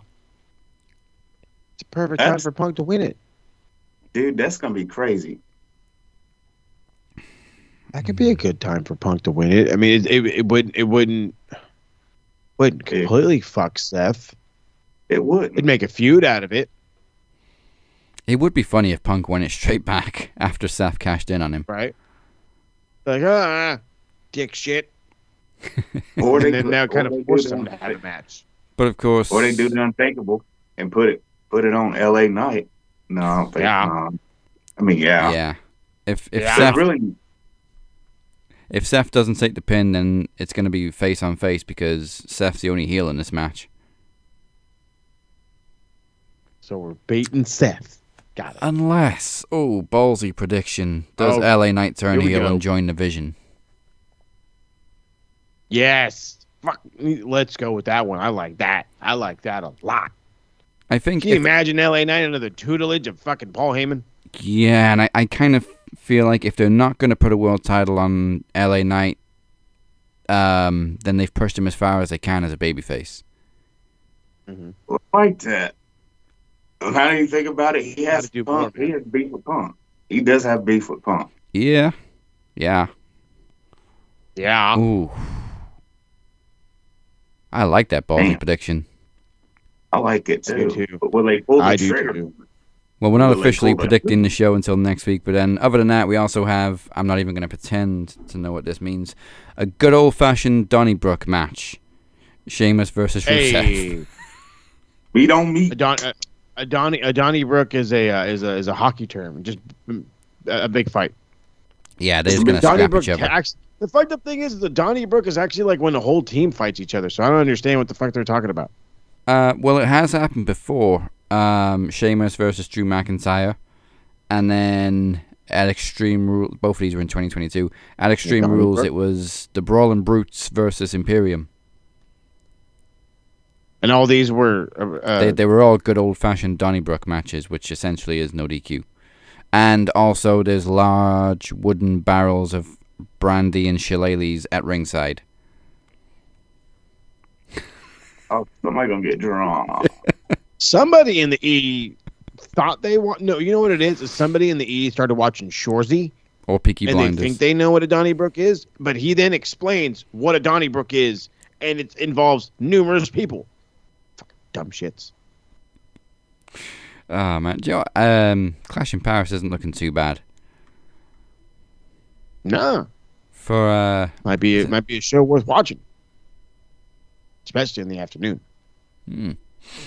All right then. So it's high time for some more promo action. So this one is 4 years in the making. It was supposed to happen at Promo Mania 6 in 2021, but due to mitigating circumstances, it was cancelled. I think a week before the show.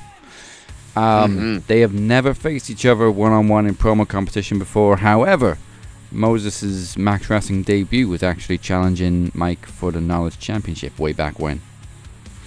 So, oh my god, a lot of history. First time ever in promo action. It is Moses Marquez versus the Podcast Machine, Mike Larkin. Let's finally get it. Let's get it on. Warriors down, drain.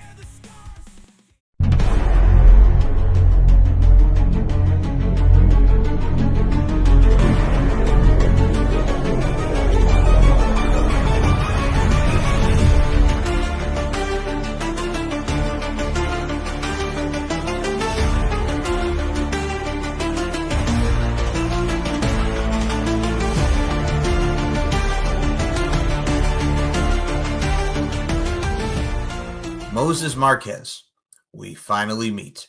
Now to give you the bout I should have given you 4 years ago. Quick PSA before we get into this promo. Last week on Max Wrestling, Moses Marquez said, "Mike, I'm coming for your ass." Well, he didn't actually say it like that. It was more like, "Mike, I'm coming for your ass." Look, Mo, I like you as a friend and all, but I don't mix business with pleasure. And if you're actually going to put in some effort within this promo today, try to give it more than 9%, okay? Now, throughout Max Wrestling's history, throughout Max Wrestling's tenure, there have been many different iterations of the Moses Marquez character. I mean, first and foremost, there was the self-promotional man whore, prostitute yourself type of character that Moses used to have. Let's take a quick look at this, shall we? SoundCloud.com/MarkMarkRadio. SoundCloud.com/MarkMarkRadio. Twitter at SMRPodNet. Facebook at SMR Podcast at Work. The Retro Rewind. Go to sit back. Go to unwind with me, Moody, Paul Morales. The gang catch you around the bend. Bah, bah, bah, bah, bah, bah, bah, bah. And then, the Promo Climax came around. And Moses Marquez needed to reinvent himself from his stellar King of the Mic performance. And, well, the Crippler was born. Let's take a look at that.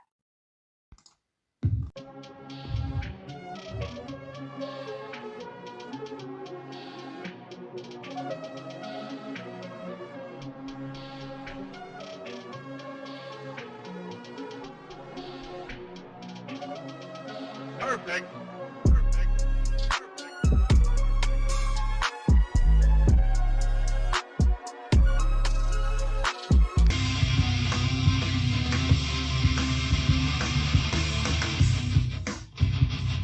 My arrival in Max Wrestling was left with hushed tones.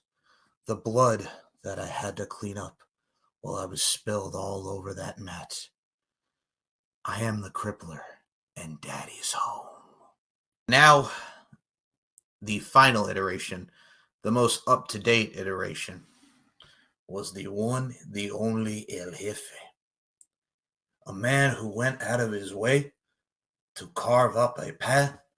Anybody who got in his way, man. Ladies and gentlemen, I give to you El Jefe.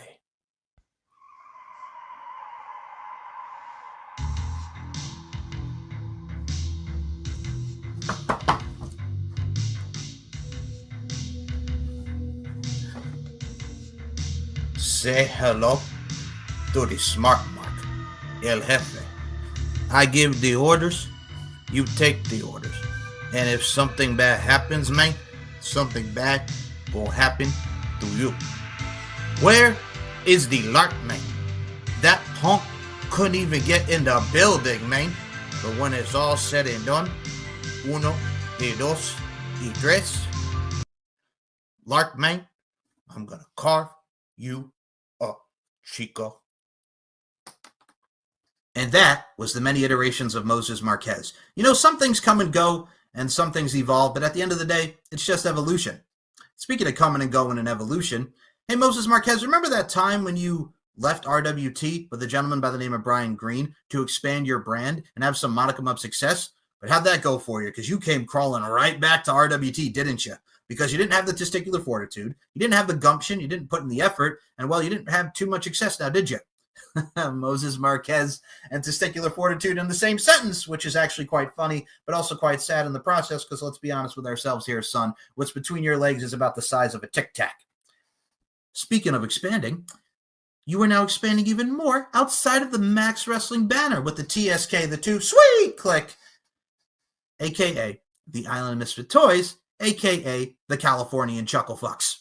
I mean, would you look at these group of people? You got a drunkard who calls himself a shooter in Daniel Crimmins. You got a crazy-eyed son of a bitch and an on-and-off-again musician in Robert Davis. You got the galloping gourmet and Harold Joseph Hunter III. You got a man named Kyle. Kyle? Who the fuck is Kyle? And then you got the head hombre himself, the El Jefe, if you will, of this pact, Moses Marquez.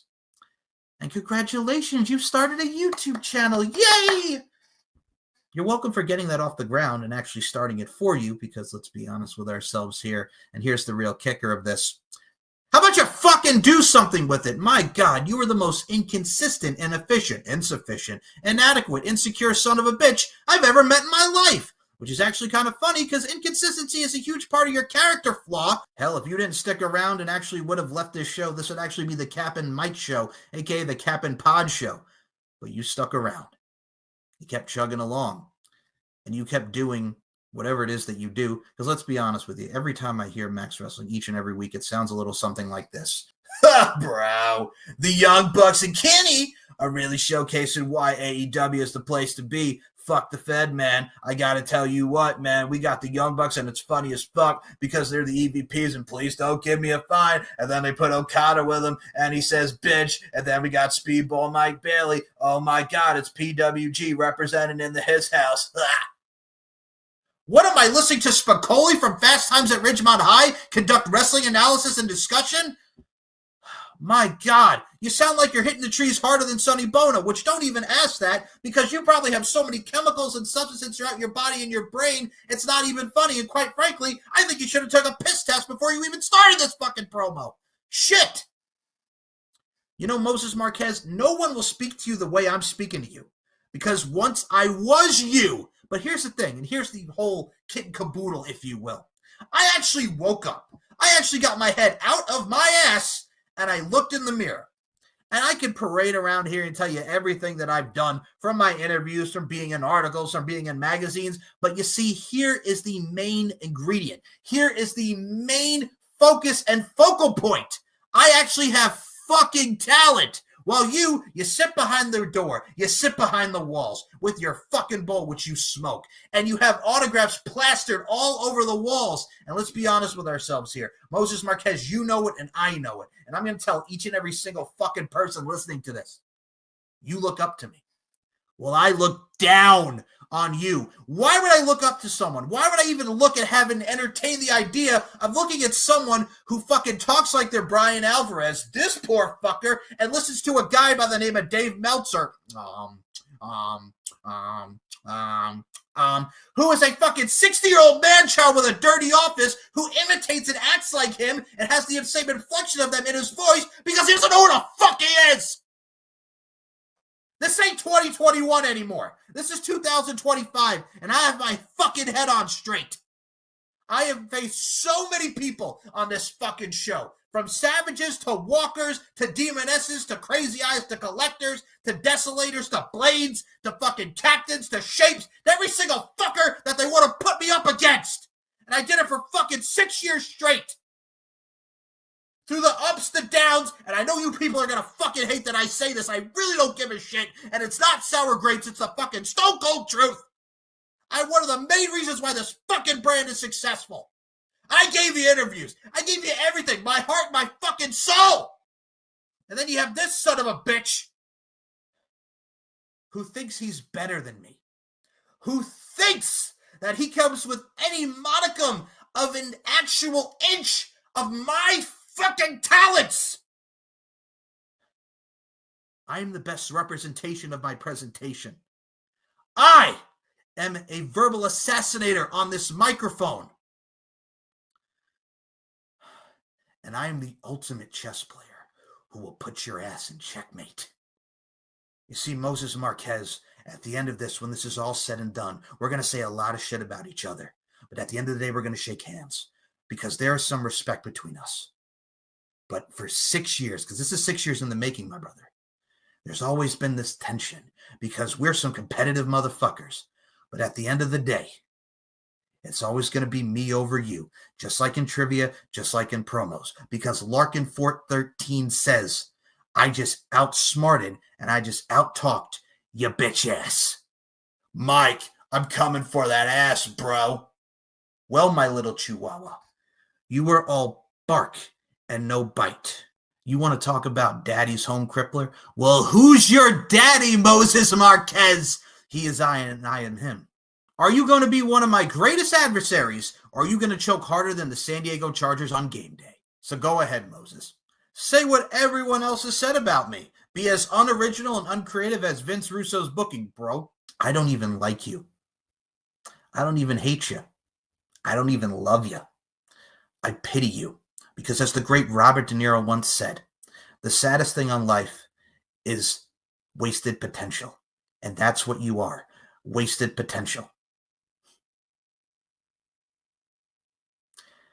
The thing is, I came back. I do these promos. I'm having a lot of fun. And I aim to entertain. And I know the way I cut my promos may not be people's cup of tea, but I leave an impact. I do things that are timeless. And unlike you, you're like everything today within the music industry, within life in itself. You're just another blip on the radar. You come and go as you please. Nothing is timeless anymore. On to the next. Well, Moses Marquez, I am on to the next because I'm done with you. I'm finished with you. I don't even know what to say anymore that hasn't already been said. So with that being said, go fuck yourself, San Diego. And don't ever, ever in your fucking life think you're in my league. Have a nice vacation, bro.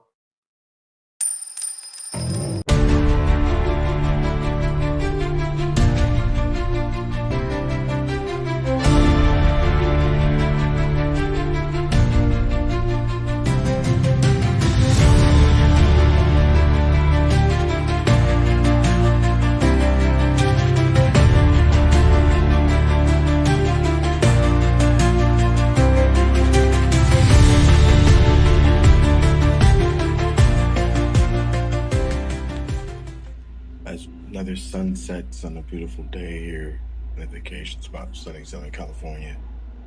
I'm called to duty. Kind of called myself to duty if you think about it, because I answered an open challenge. It's that simple.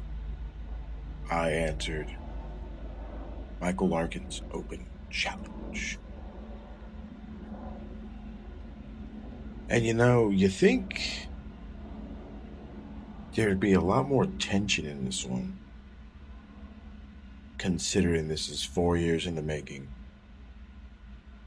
There's I want to say a title bout between Michael and I 4 years ago, a little over 4 years ago to the date. And we all know the fallout. I don't need to get into it any more than we've already been into it for. Because you see, that's the past. And that's something that it just, how can I put this in words that make sense?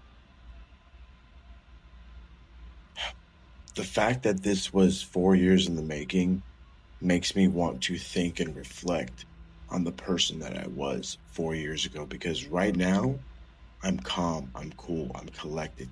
I'm in a place of tranquility. I have the ability to wake up to a beautiful sunrise, hang out at a beautiful sunset, breathe the beautiful desert air, and simply relax and enjoy. And because of that, I'm able to process thoughts better, think clearly, think smarter, maybe working brain harder, but not everything else harder.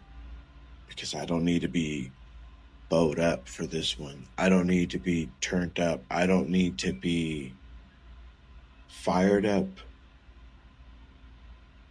electrified, awesomeified. That's not a word. I don't know why I thought of the Miz. Regardless, as I reflect and I try to look back on the guy that I would have been 4 years ago, given this bout happening on that day, I see a meaner, more ruthless individual, someone who would have absolutely gone for the jugular, who would have absolutely have taken the low blow, have taken the low road, not the high road. I'm under the bridge, not over the bridge. Call me a troll because I'm down under. I guess that wouldn't be a troll in Australia. The down under part kind of ruined it. The brain works in mysterious ways. Again, it's the desert air, the fact that I am a different man than I was 4 years ago, because I'm not going for the jugular. I'm not calling you out on all your failures in life and all the problems you've gone through and all the everything, the trials, the tribulations, the things that make us men, the things that make us the person that we become. I don't want to singleize, genderify, you know what I mean? Everybody goes through these things. Man, woman, demon. You gotta include her, she's gonna hurt you. Anyway, the fact of the matter is 4 years ago me may have said, I respect you. I respect everything you've done. I respect yada, yada, yada, blah, blah, blah, blah, blah, blah, blah. But truth be told, this guy, today, right here, right now, promo, I don't even know what fucking show this is. It's promo series? Promo series? No. Forbidden Door. Open Door? Open Door, because it's open challenges. You see, again, Desert Brain. I simply respect you, Mike. As I ramble on and on and on, I simply respect you. You're a man who's done more than a lot of us. You've had some great interviews that are on record, still on this channel, by the way. You have numerous other shows that you do on a consistent basis. You've made it into the industry of mixed martial arts without getting punched in the face, mind you. And all of those things are more than commendable. They are more than accomplishments that one would deem worthy. But then this is where the competitor has to come in. As much as I respect you, you've made your name, bettered yourself after you left this brand, after you took your ball and went home. Be that as it may, some of the greatest in the world have ever done it too. They've taken their ball, they've gone, and that's fine. We have to make decisions that we must live with and then move on from them. But you see, I decided that day, 4 years ago, when you had to walk away, I decided that from this point forward, if this brand has to have someone as a number 2 to Daz, as this has to have a workhorse behind the workhorse, it had to be me. And 4 years later, I am that workhorse. I am that Seabiscuit. I got to win it in the end. I've been promo champion. I've been world champion, tag champion, TV champion, jerk-off champion. That's a belt we're not supposed to talk about, but that's not the point. The fact of the matter is, and I said it from my shirtless video earlier on the Max Facebook page, I am one of the greatest tournament wrestlers there's ever been. So, while you were away making your name, I solidified mine here in Max Wrestling. And yes, I am glad we got to go one-on-one with each other. And I'm hoping you guys don't think this is me just giving the old handy J to Mike, because maybe it is a little bit. Maybe it is a little bit, because the fact is, this is a TV promo. And if I'm not taking jabs, then what am I doing? But you see, taking the jabs is the low road. And for the first time in a while, I'm going to take the high road, because the fact is I'm a better talker. I'm a better person. I don't need no song and dance. I don't need to have my mom on the camera, even though I'm sure she'd be a great camera person. I don't need any of those things. I simply need myself. I simply need time, a camera. And in this instance, the desert air. So, Mike, I'm glad I got to answer your open challenge. And I got to use you as a little branch. And that branch is to simply allow me to stand on top of it and scream from the highest hill in the desert. Promo Climax. Here we go. Get ready. Get your popcorn. Get your soda pop. Get your bangers and mash. Get your beans. Get your toast. I don't give a fuck what it is you need to get. Get it ready, because the greatest tournament competitor in Max Wrestling is here, and it starts right fucking now. Thanks, Mike. Bye, Mike. A bellend, you're a bellend, mate. Look, bellend 1, bellend 2, big veiny bellend over here. All right, let's put some points on the board. We always check them twice, but this one is not so nice. So, I am going straight away to give 20 points to Papa H. Don't worry, I'll be nice to you on the bird board too. But for now, 20 points because I'm over the counter programming against AEW, which I get it, you know, they're opposing brands, but own up to it. Don't keep saying they're not competition if you're going to keep stacking these pay-per-views against them on the same night. Yeah. Real shit. That's not a negative. It's competition. And if you can inform your viewing audience that you're willing to go to competition against anybody, that's going to make you look good. It's not going to make you look bad. It's going to make you look good, actually, believe it or not. But it makes you look real petty. Yeah. Real petty. You know what I mean? Because like, you could go backwards, but especially since AEW's not doing it back. I love how we're right here, right now. You know what I'm saying? Because forget he was the one that took the first jab, talking about Vince would buy that piss and company just to fire your ass, and then yes, the back and forth happened, but I haven't heard an E line in AEW in God. More than a few months, so it's been a while, and it's not a thing where they're like, WWE's competition or whatever. TK I think mentioned it once, but in jokingly, we had some television conflicts or something like that. So the points deserved for Papa H. Well, I think there was something else I was going to mention too. I'd love to give out some points. Heyo. A whopping 50 points to Rikishi. 80. Rikishi. Oh.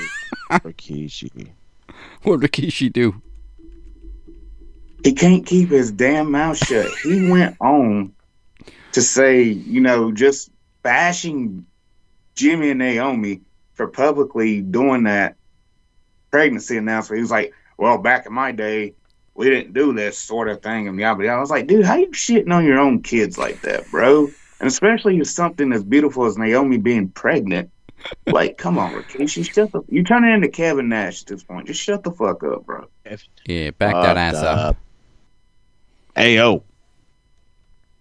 But it's not wrong. I don't understand. But here's to be that guy to give the difference of the shit. Back in the day, social media wasn't a thing. You can't just be like, we'll hide it in secrecy or whatever, and just, we had a baby behind the scenes. There is no behind the scenes anymore. It's not a fucking thing anymore, dude.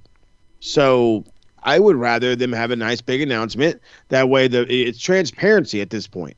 And transparency should go a long way. But apparently not for fucking Rikishi.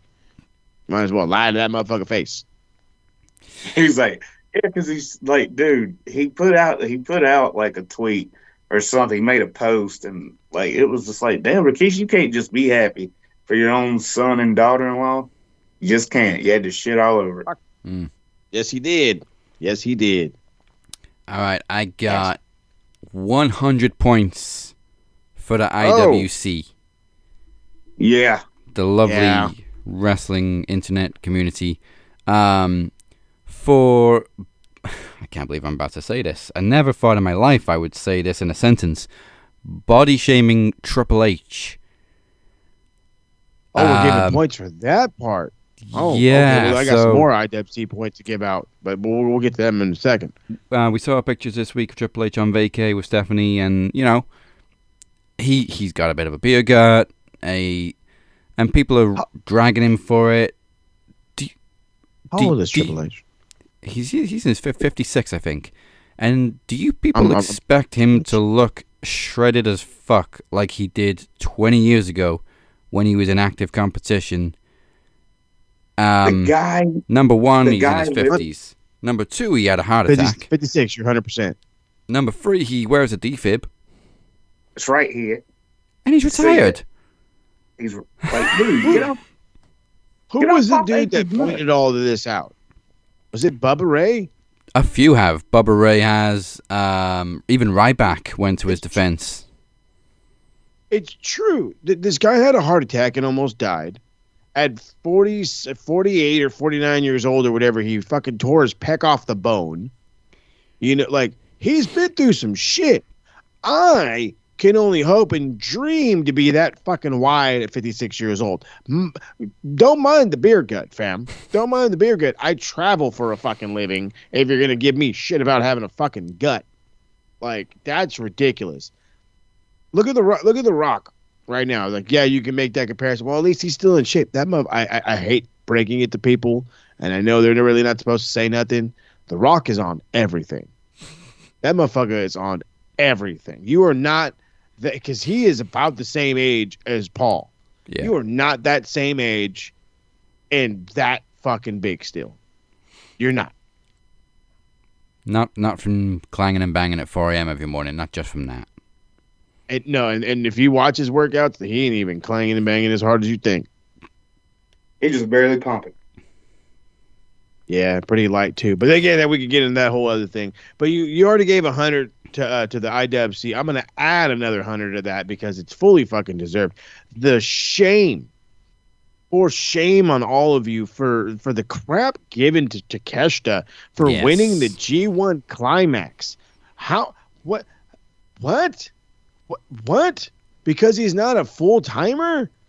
Here's the thing, and I'm gonna be completely nice for a minute and bring this whole thing up. Who is a fucking full-timer right now that's not a Zack Sabre Jr. or a Gabe Kidd who could even be on that level to winning the G1 and garner enough attention for the Wrestle Kingdom on the 4th, January 4th? There's really not anybody. And that's the thing that's getting me. There's really not anybody, unless you're going to have Gabe Kidd win it. But again, in that aspect right there, he's a guy who's been getting attention on every side of the fucking aspect. That's a different. He's not a fucking true Japanese guy. Does Goto have to win it? Does a junior need to win the G1 or some kind of bullshit? No. You have a story where you're taking a guy who is already being touted as and gloated as one of the best Japanese wrestlers to hit the States, period. End of story. And again, that is with Okada out here. That is well past the Ultimo Dragon days and all the other in-between guys that I can ramble on and on and on about. Takeshita's that guy. And the sad reality is there's guys that have won the G1 that have lost at Wrestle Kingdom. So he doesn't need to win at Wrestle Kingdom. But if he does, all you're doing is you're doing the American way of building a star. You're taking somebody who is known-ish, relevant-ish, and you're adapting him to succeed.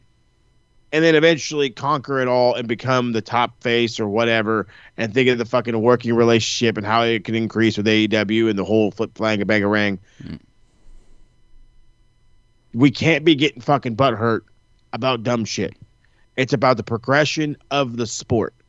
If a Kenosuke Takeshita, an AEW superstar, winning the G1 and then going on to win the IWGP World Heavyweight Championship at Wrestle Kingdom, I think were we on 18 or 19 now? Yeah. I want to say 9. Anyway, to do all that, that is only going to make your company more relevant, a lot more known, and all that in between. You know, there's a fun trivia question we love to give people on doing any knowledge shit. And it's something that kind of helped Japan get over. In 1983, they held a tournament called the IWGP tournament. And it had some big names. Antonio Inoki, I could go on and on, but the one big name that was in it that nobody really kind of thought, why the fuck are you here? Hulk Hogan. And guess who won that tournament in 1983 and kind of helped give a little nice push to that company, getting bigger and bigger and bigger and bigger and bigger with every passing decade? It was Hulk Hogan. The original inaugural IWGP champion and G1 Tournament Classic winner, or Tournament Climax winner, was fucking Hulk Hogan. An outsider. A guy who wasn't a fucking long-term motherfucker in fucking New Japan. He just hung out in New Japan. What's so wrong with the question? Let this shit happen. Let it play out. Enjoy fucking lives and watch some badass wrestling. Yeah. Like, I don't see the issue. Who the fuck cares where he's got a contract? Can't you just, like I said in RWT, just be happy for a thriving young talent winning a major tournament, getting eyes on both AEW and New Japan? Takeshita's an insane talent. Everybody loves Takeshita. He's having the run of a lifetime in the last couple of years. Fucking hell run of a lifetime.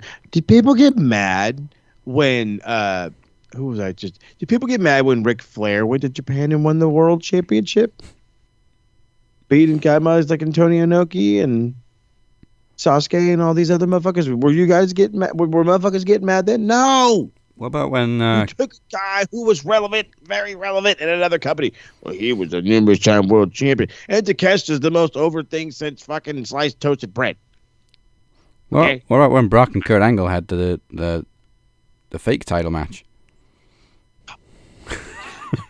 It's still talked about. But again, that's back then. These are circumstances that are different. Blah blah blah. No. It's y'all being whiny bitches. And that's why in one episode, you got 200 goddamn points. Fucking hell. And again, great. Like on your point too, I'd love for these people complaining to just name one person who would have been a better choice.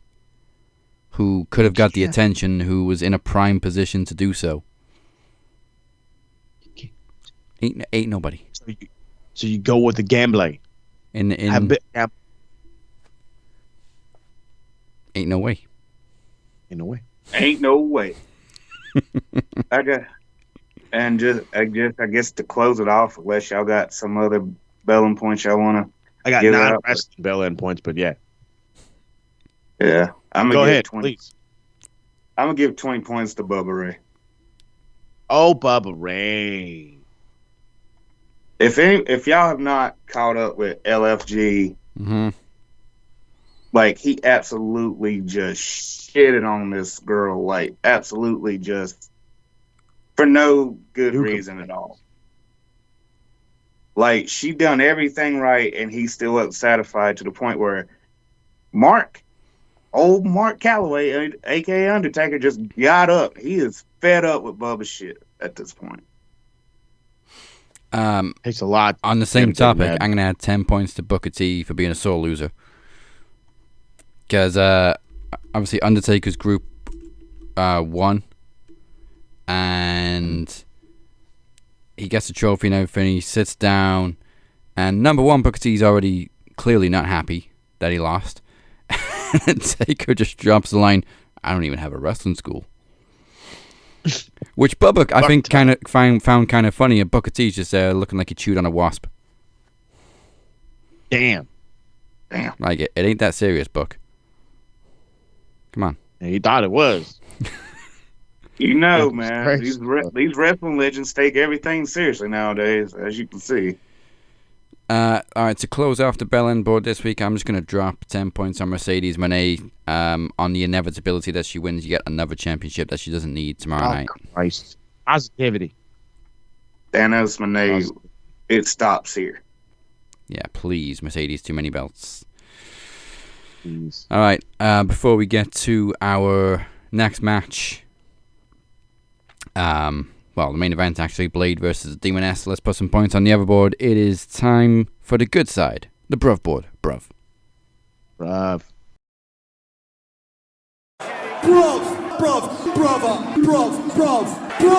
Bruv, brother. And I think kick it off with... You know what? I'm going to kick off with Triple H. I gave you 20 points on the bell end board for the counter programming. I'll give you 20 points on the broad board too, just out of sheer support for against the IWC. Fuck them all. That's right. Dad, stay together, fam. Easy 20 points for Papa H. Yeah, no big deal on that one. Give me something. Oh, actually, before we move on the same topic, I didn't think I'd ever do this, but I'm going to give 20 points to Ryback for coming to his defense. But he's still not going to rehire you, Ryan. So, but thank you. No, he's not. Sorry. You tried. That's all that matters, baby. You know, since we're showing love to the parents here, for the sheer MILF alarm going off, 20 points to Stephanie. Well, you know what? No, in this instance, give it to Papa H, because Stephanie's still there, baby. You know what I'm saying? Goodness gracious. And that yacht, boy, I don't care. They're in their 50s? Okay. Mm-hmm. Let me look like that in my 50s. Shit. Yeah. Well, yeah. I don't look like that in my fucking 30s. Let's stick with a name then. 20 points to Stephanie Vaquer too for being robbed of a title match at Clash in Paris. Hey, deserved points. You know, it can't be helped. It is a beautiful thing, but it sucks for Stephanie Vaquer to have a match currently off the show. Hopefully they do find her a new opponent and put it back on the show. Be smart about it. What other good points can we get? Oh, you got something, Corey? Talk to me. Go ahead. And I know Beer's going to be happy with this one because I know he's watching. I'm going to give a whopping 50 points to Javon Evans. This kid is extraordinary. Kid's talent. Oh, him dead. Kid is talent. That table bump was... That table bump was absolutely the most craziest shit I've seen in a while. But his matches, he's a high fucking flyer. He's got so much energy. I think even Trick was shocked at just the sheer force of it. Yeah, because there was memes around Trick, Obafemi, Booker T. They're like, damn, kid, you good? That looked painful. No, he shook that shit off. Ah, that was insane. Legitimate. It is legitimate. We already mentioned this one, so I'm going to give 20 points to somebody who held on for dear life this week, and that is 20 points to Rhea Ripley's bra. Hey. Did a great job this week. Gracious. It was battling. It was a battle. Battling. Struggle, as they say. See, who else can we give some cool points to real quick to end it? Naomi? She deserves some points. Naomi and Big Jim. As beautiful, I could not have said it better myself. Let's go 40 points to the new parents. I hope y'all don't like sleep. Yeah, make friends with coffee. Mm-hmm. And the bloodline continues. Yeah. Oh, yeah, it does. This will be the first. This will be the first. This will be another Rock if he has a boy. Oh Lord, little Dewey running around, huh? He's like, yeah, Dwayne Uso. Like it.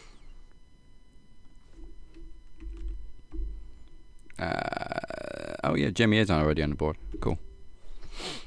Oh yeah. Okay. I think we got to give points to both Finn Balor and Mr. Iguana for getting puppets over at a WWE show. It's goddamn. Well, technically a AAA show, but you know. I was gonna say, there's been many a things in my day that I've seen pop of a Mexican crowd.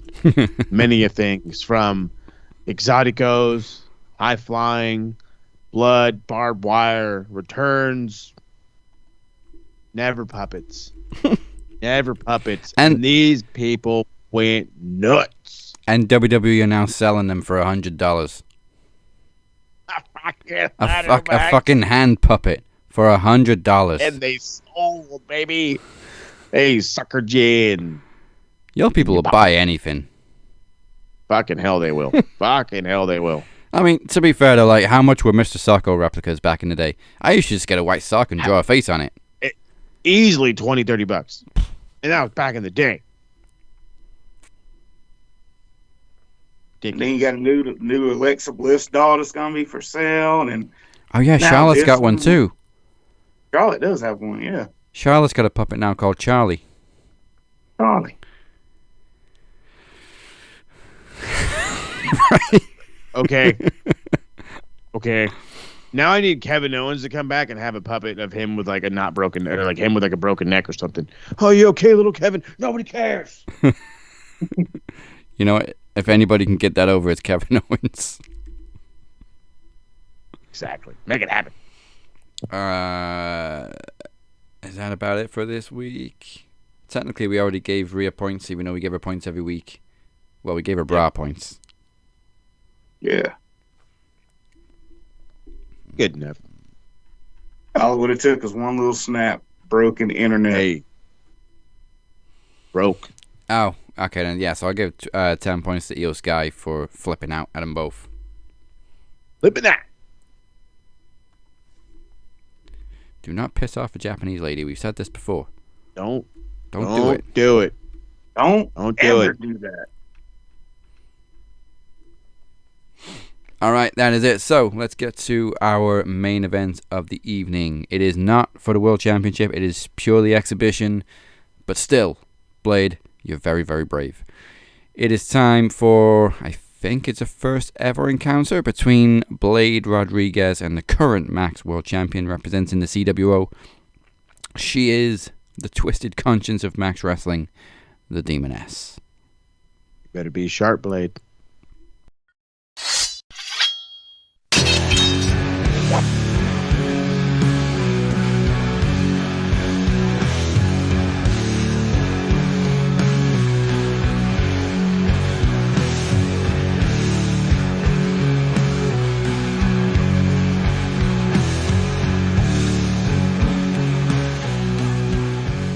Well, ladies and gentlemen, it appears that Blade has thrown a flare down an abyss and found his challenger.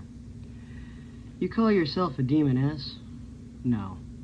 What I see isn't power. It's disgusting rot. I see a cheap nightmare stitched together from shadows, not a joke upon myself, and lies. You hide behind smoke, fire, and blood, but underneath all that paint and growling, you're nothing but a hollow shell waiting to crack. Do you think you're untouchable? And that your darkness makes you untouchable? I was forged in darkness long before you knew your own identity. I was broken, bled out, and pieced back together with scars that laugh at pain. Your claws, your fangs, I'll snap them off one by one and shove them down your painted little throat. Until you choke on the very monster you pretend to be. I don't fear demons. I conquer and I harbor them. I drag them into the light and show the world their bones, and when I'm done with you, the only thing left will be a smear of ash and the echo of your scream. So paint your face with bleak wallpaper that reminisces the loss of light in your soul. Spit your fire. Chant your curses, because when you step into the ring with me, Demoness, you're not walking back out at all. You'll crawl and beg for mercy. And if you can't crawl, then you'll rot at my feet like every other nightmare I've ever burned alive. You think you can challenge me? Uphold what other greats have conquered? I don't think so. Not here. Not now. Not ever. So when you slither into my world and pretend you're the face of fear, don't make me laugh. You're not even an ounce of darkness. You're not death. You're not a nightmare. You're a little girl who crawled into a costume and was preying upon the world to believe your cheap, terrible, worthless, cheap fairy tale of an emo girl cry. So, you mentioned the Brothers of Max Destruction. We'll touch on that for a bit. What me and any one of those members have going on is none of your business. That is our story to unfold, not something that you can use as cheap ammo in your arsenal of, if I can't even say wit, because it's nothing. However, Blade Rodriguez has come to play. I don't pretend. I don't dress up like death. I am the Reaper. I've carved my way through monsters bigger and bloodier than you. You thrive in the whispers of smoke. I thrive on the broken bones, torn flesh, and sounds of screams that keep people up at night. You talk about fire and ash and how I'm dressed for my dead party, which is a funeral in these days and age, but who am I kidding? You couldn't put a bug to rest, let alone your cheap spirit Halloween of a goddamn identity. This is Blade Rodriguez. Have a good day.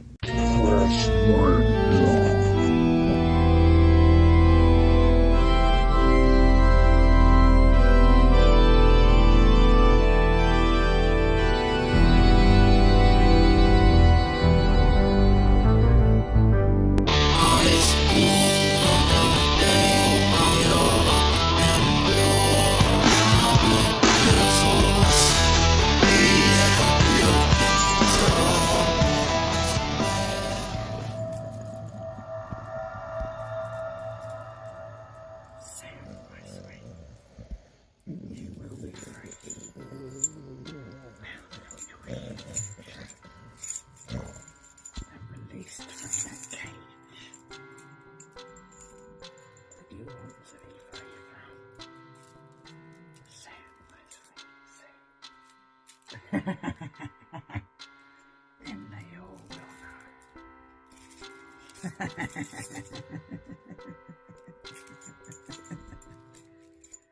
Hello, mortals. It is us.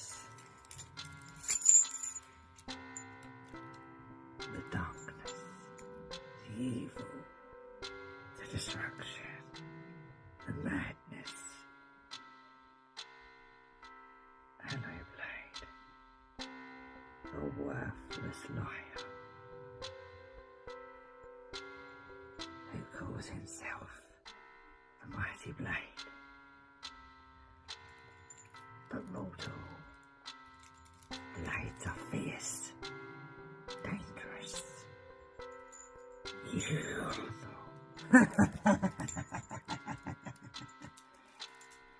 You seem to think you can tell the Demoness what to do. Naive fool. You are part of that little group who I have destroyed more than once. And yet, you want to discipline me.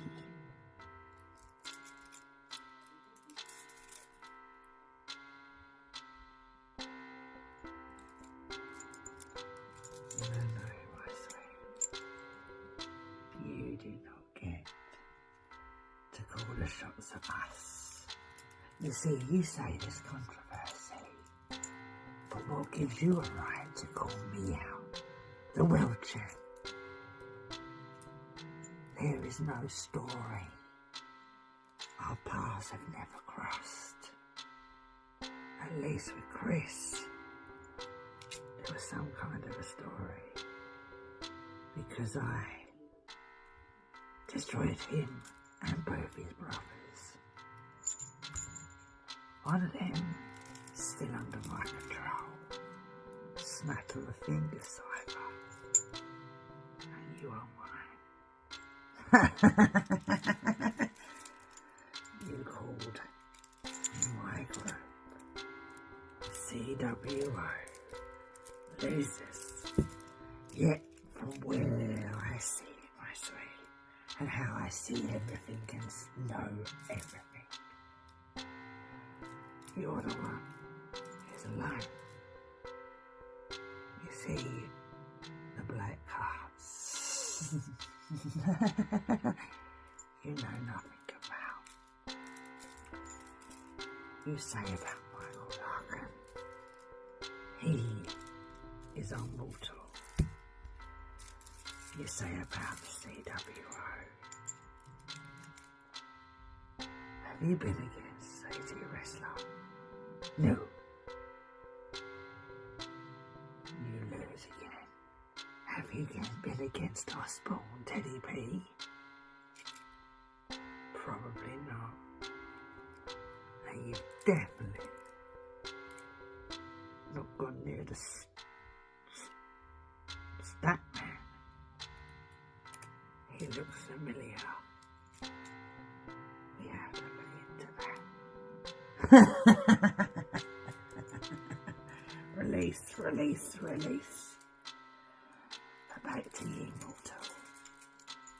The only reason I gave you this chance is to see what you're actually made of. Which looks like to us flesh and bones that needs to be suffocated. Guess how I'm going to do that?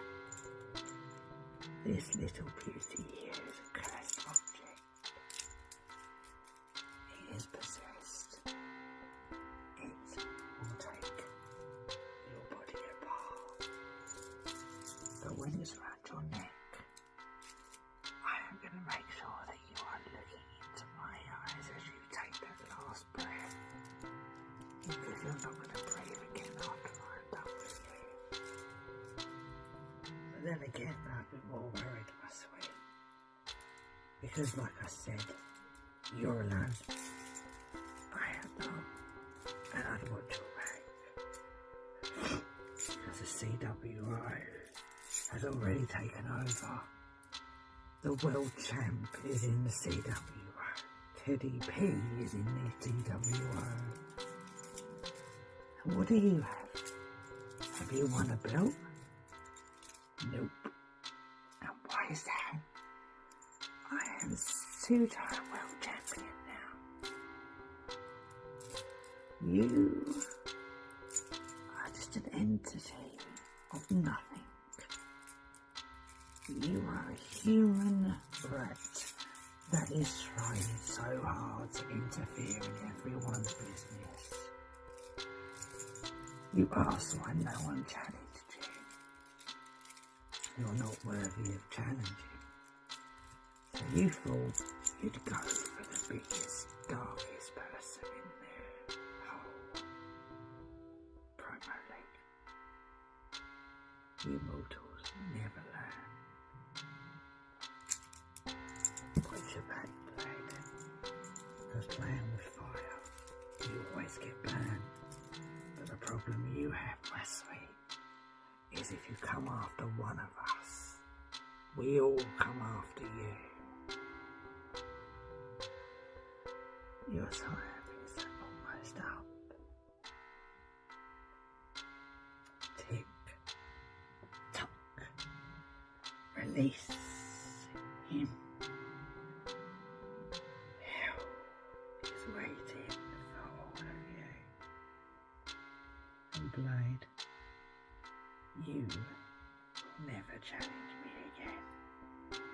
And if you try, I will do more than just strangle you to death with this. I will make sure you don't see the light of day again. CWR.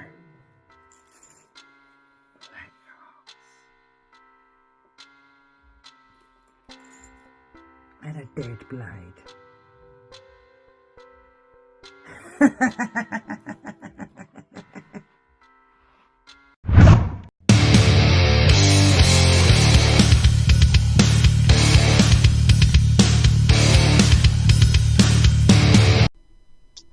Oh, my goodness gracious. So, the TSK has officially confirmed, we've been talking about it, I repeat, there will be a Forbidden Door review. As you could tell, I've got some type of equipment here, and we do plan to do some type of recording. Worst case scenario, it'll drop late Monday afternoon, but if I'm not mistaken, the show isn't until Sunday anyway, so it kind of works out perfectly. So that's for sure going to go down. The footy talk has been something that's got to happen. It's going to be talking about, oh my God, I'm ranting and raving. I know I have to bring it on. I have an episode, more of an impromptu me ranting, that's going to drop probably Monday. It's a good 10, 11 minute rant about me being a very, very upset Spurs fan and how we're absolutely dropping and fumbling just quality signings. You don't want to spend the money? Cool. This club will, and there goes that guy you want. And it's just absolutely aggravating considering all the fucking injuries and everything we have. So I got a true football rant, one that Beer would said, oh, this is going to get me canceled, bud. This one's going to get me canceled. Well, I haven't been signed to get canceled, so I might get canceled anyway with this one. And then San Diego FC talk. The MLS has to be spoken about. We are the number one team in the league. The way they run it out here, though, is there is a supporters shield, which is the team with the most points. And how they do it in England is that's your fucking league winner. However, they play a tournament at the end because Americans love tournaments. I don't fucking know why. So we have an opportunity to be the first franchise to win the first brand new first-year franchise to win the Supporter Shield, set a points record for the best first year, and have a possibility at turning around and then winning the MLS Cup. And I have a couple of reasons on why I think San Diego FC is going to do it. And I have two big, massive, gigantic names leaving the English Football League who could easily make their switch over to the MLS in the next 2 weeks to help San Diego FC accomplish all these fun things. And one of them is a very, very famous name, and would only cost us $1 million. And I'll give you a hint. He played for Leicester City. So there's a whole lot about that happening. The episodes are going to be dropping. Worst case scenario, a bunch of shit drops Monday. We go back to work on Tuesday, so we got time to get it all done. Again, boys are dropping the Forbidden Door, so keep on the socials. Keep aware of what's going down to make sure that you are following us everywhere you can. So, of course, follow us, starting on the Twitter machine, Max Wrestling UK, Captain 512, SMR Pod Net, Max Football Pod. For those who want to check out the website, please do so, maxwrestlingnet.wb.com. It's a simple click away. And then, of course, do not forget to hit the subscribe button, follow button, start right here on the YouTubes. Then hit us up on the Facebook, Twitter, Instagram, TikTok, all the other socials. All those names you heard that are going to be competing in the Promo Climax, you could have been one of them. And all you had to do was be a part of the Max Facebook group. So get on it, and maybe you can join us next year. Yes, and again, keep an eye on the Max Wrestling Facebook group this week for the official schedule for Promo Climax, which begins next Thursday with the first matches in Block A and Block B. That's it for now. We will see you next week for that return and Clash in Paris predictions. Gotta love a good PLE to PLE. Goodbye.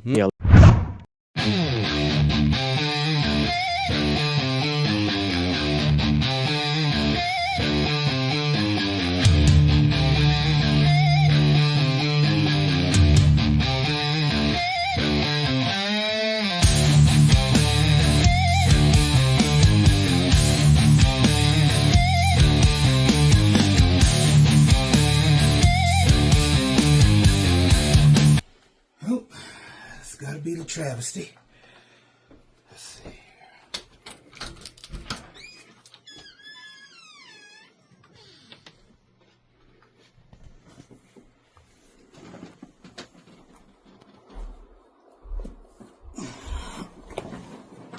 Well, how the hell are you, champ?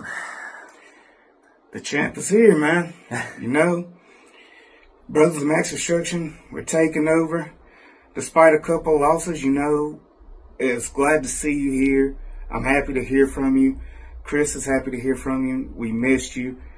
I know it wasn't easy giving up the world title like you did, but what can I say, man? Some things in life, they just happen, right? I mean, it's pretty much, that's how life goes. Yeah. And we're always going to continue to cause destruction no matter what. Hell I'm yeah. just glad you're alright. Fought the Demoness and survived, in a sense. At least you did. I could never. I couldn't do it.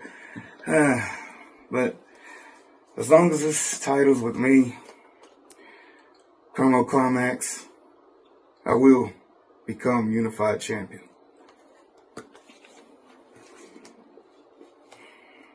But how are you? Like, honestly, genuinely, how are you feeling? Well, that's a loaded question.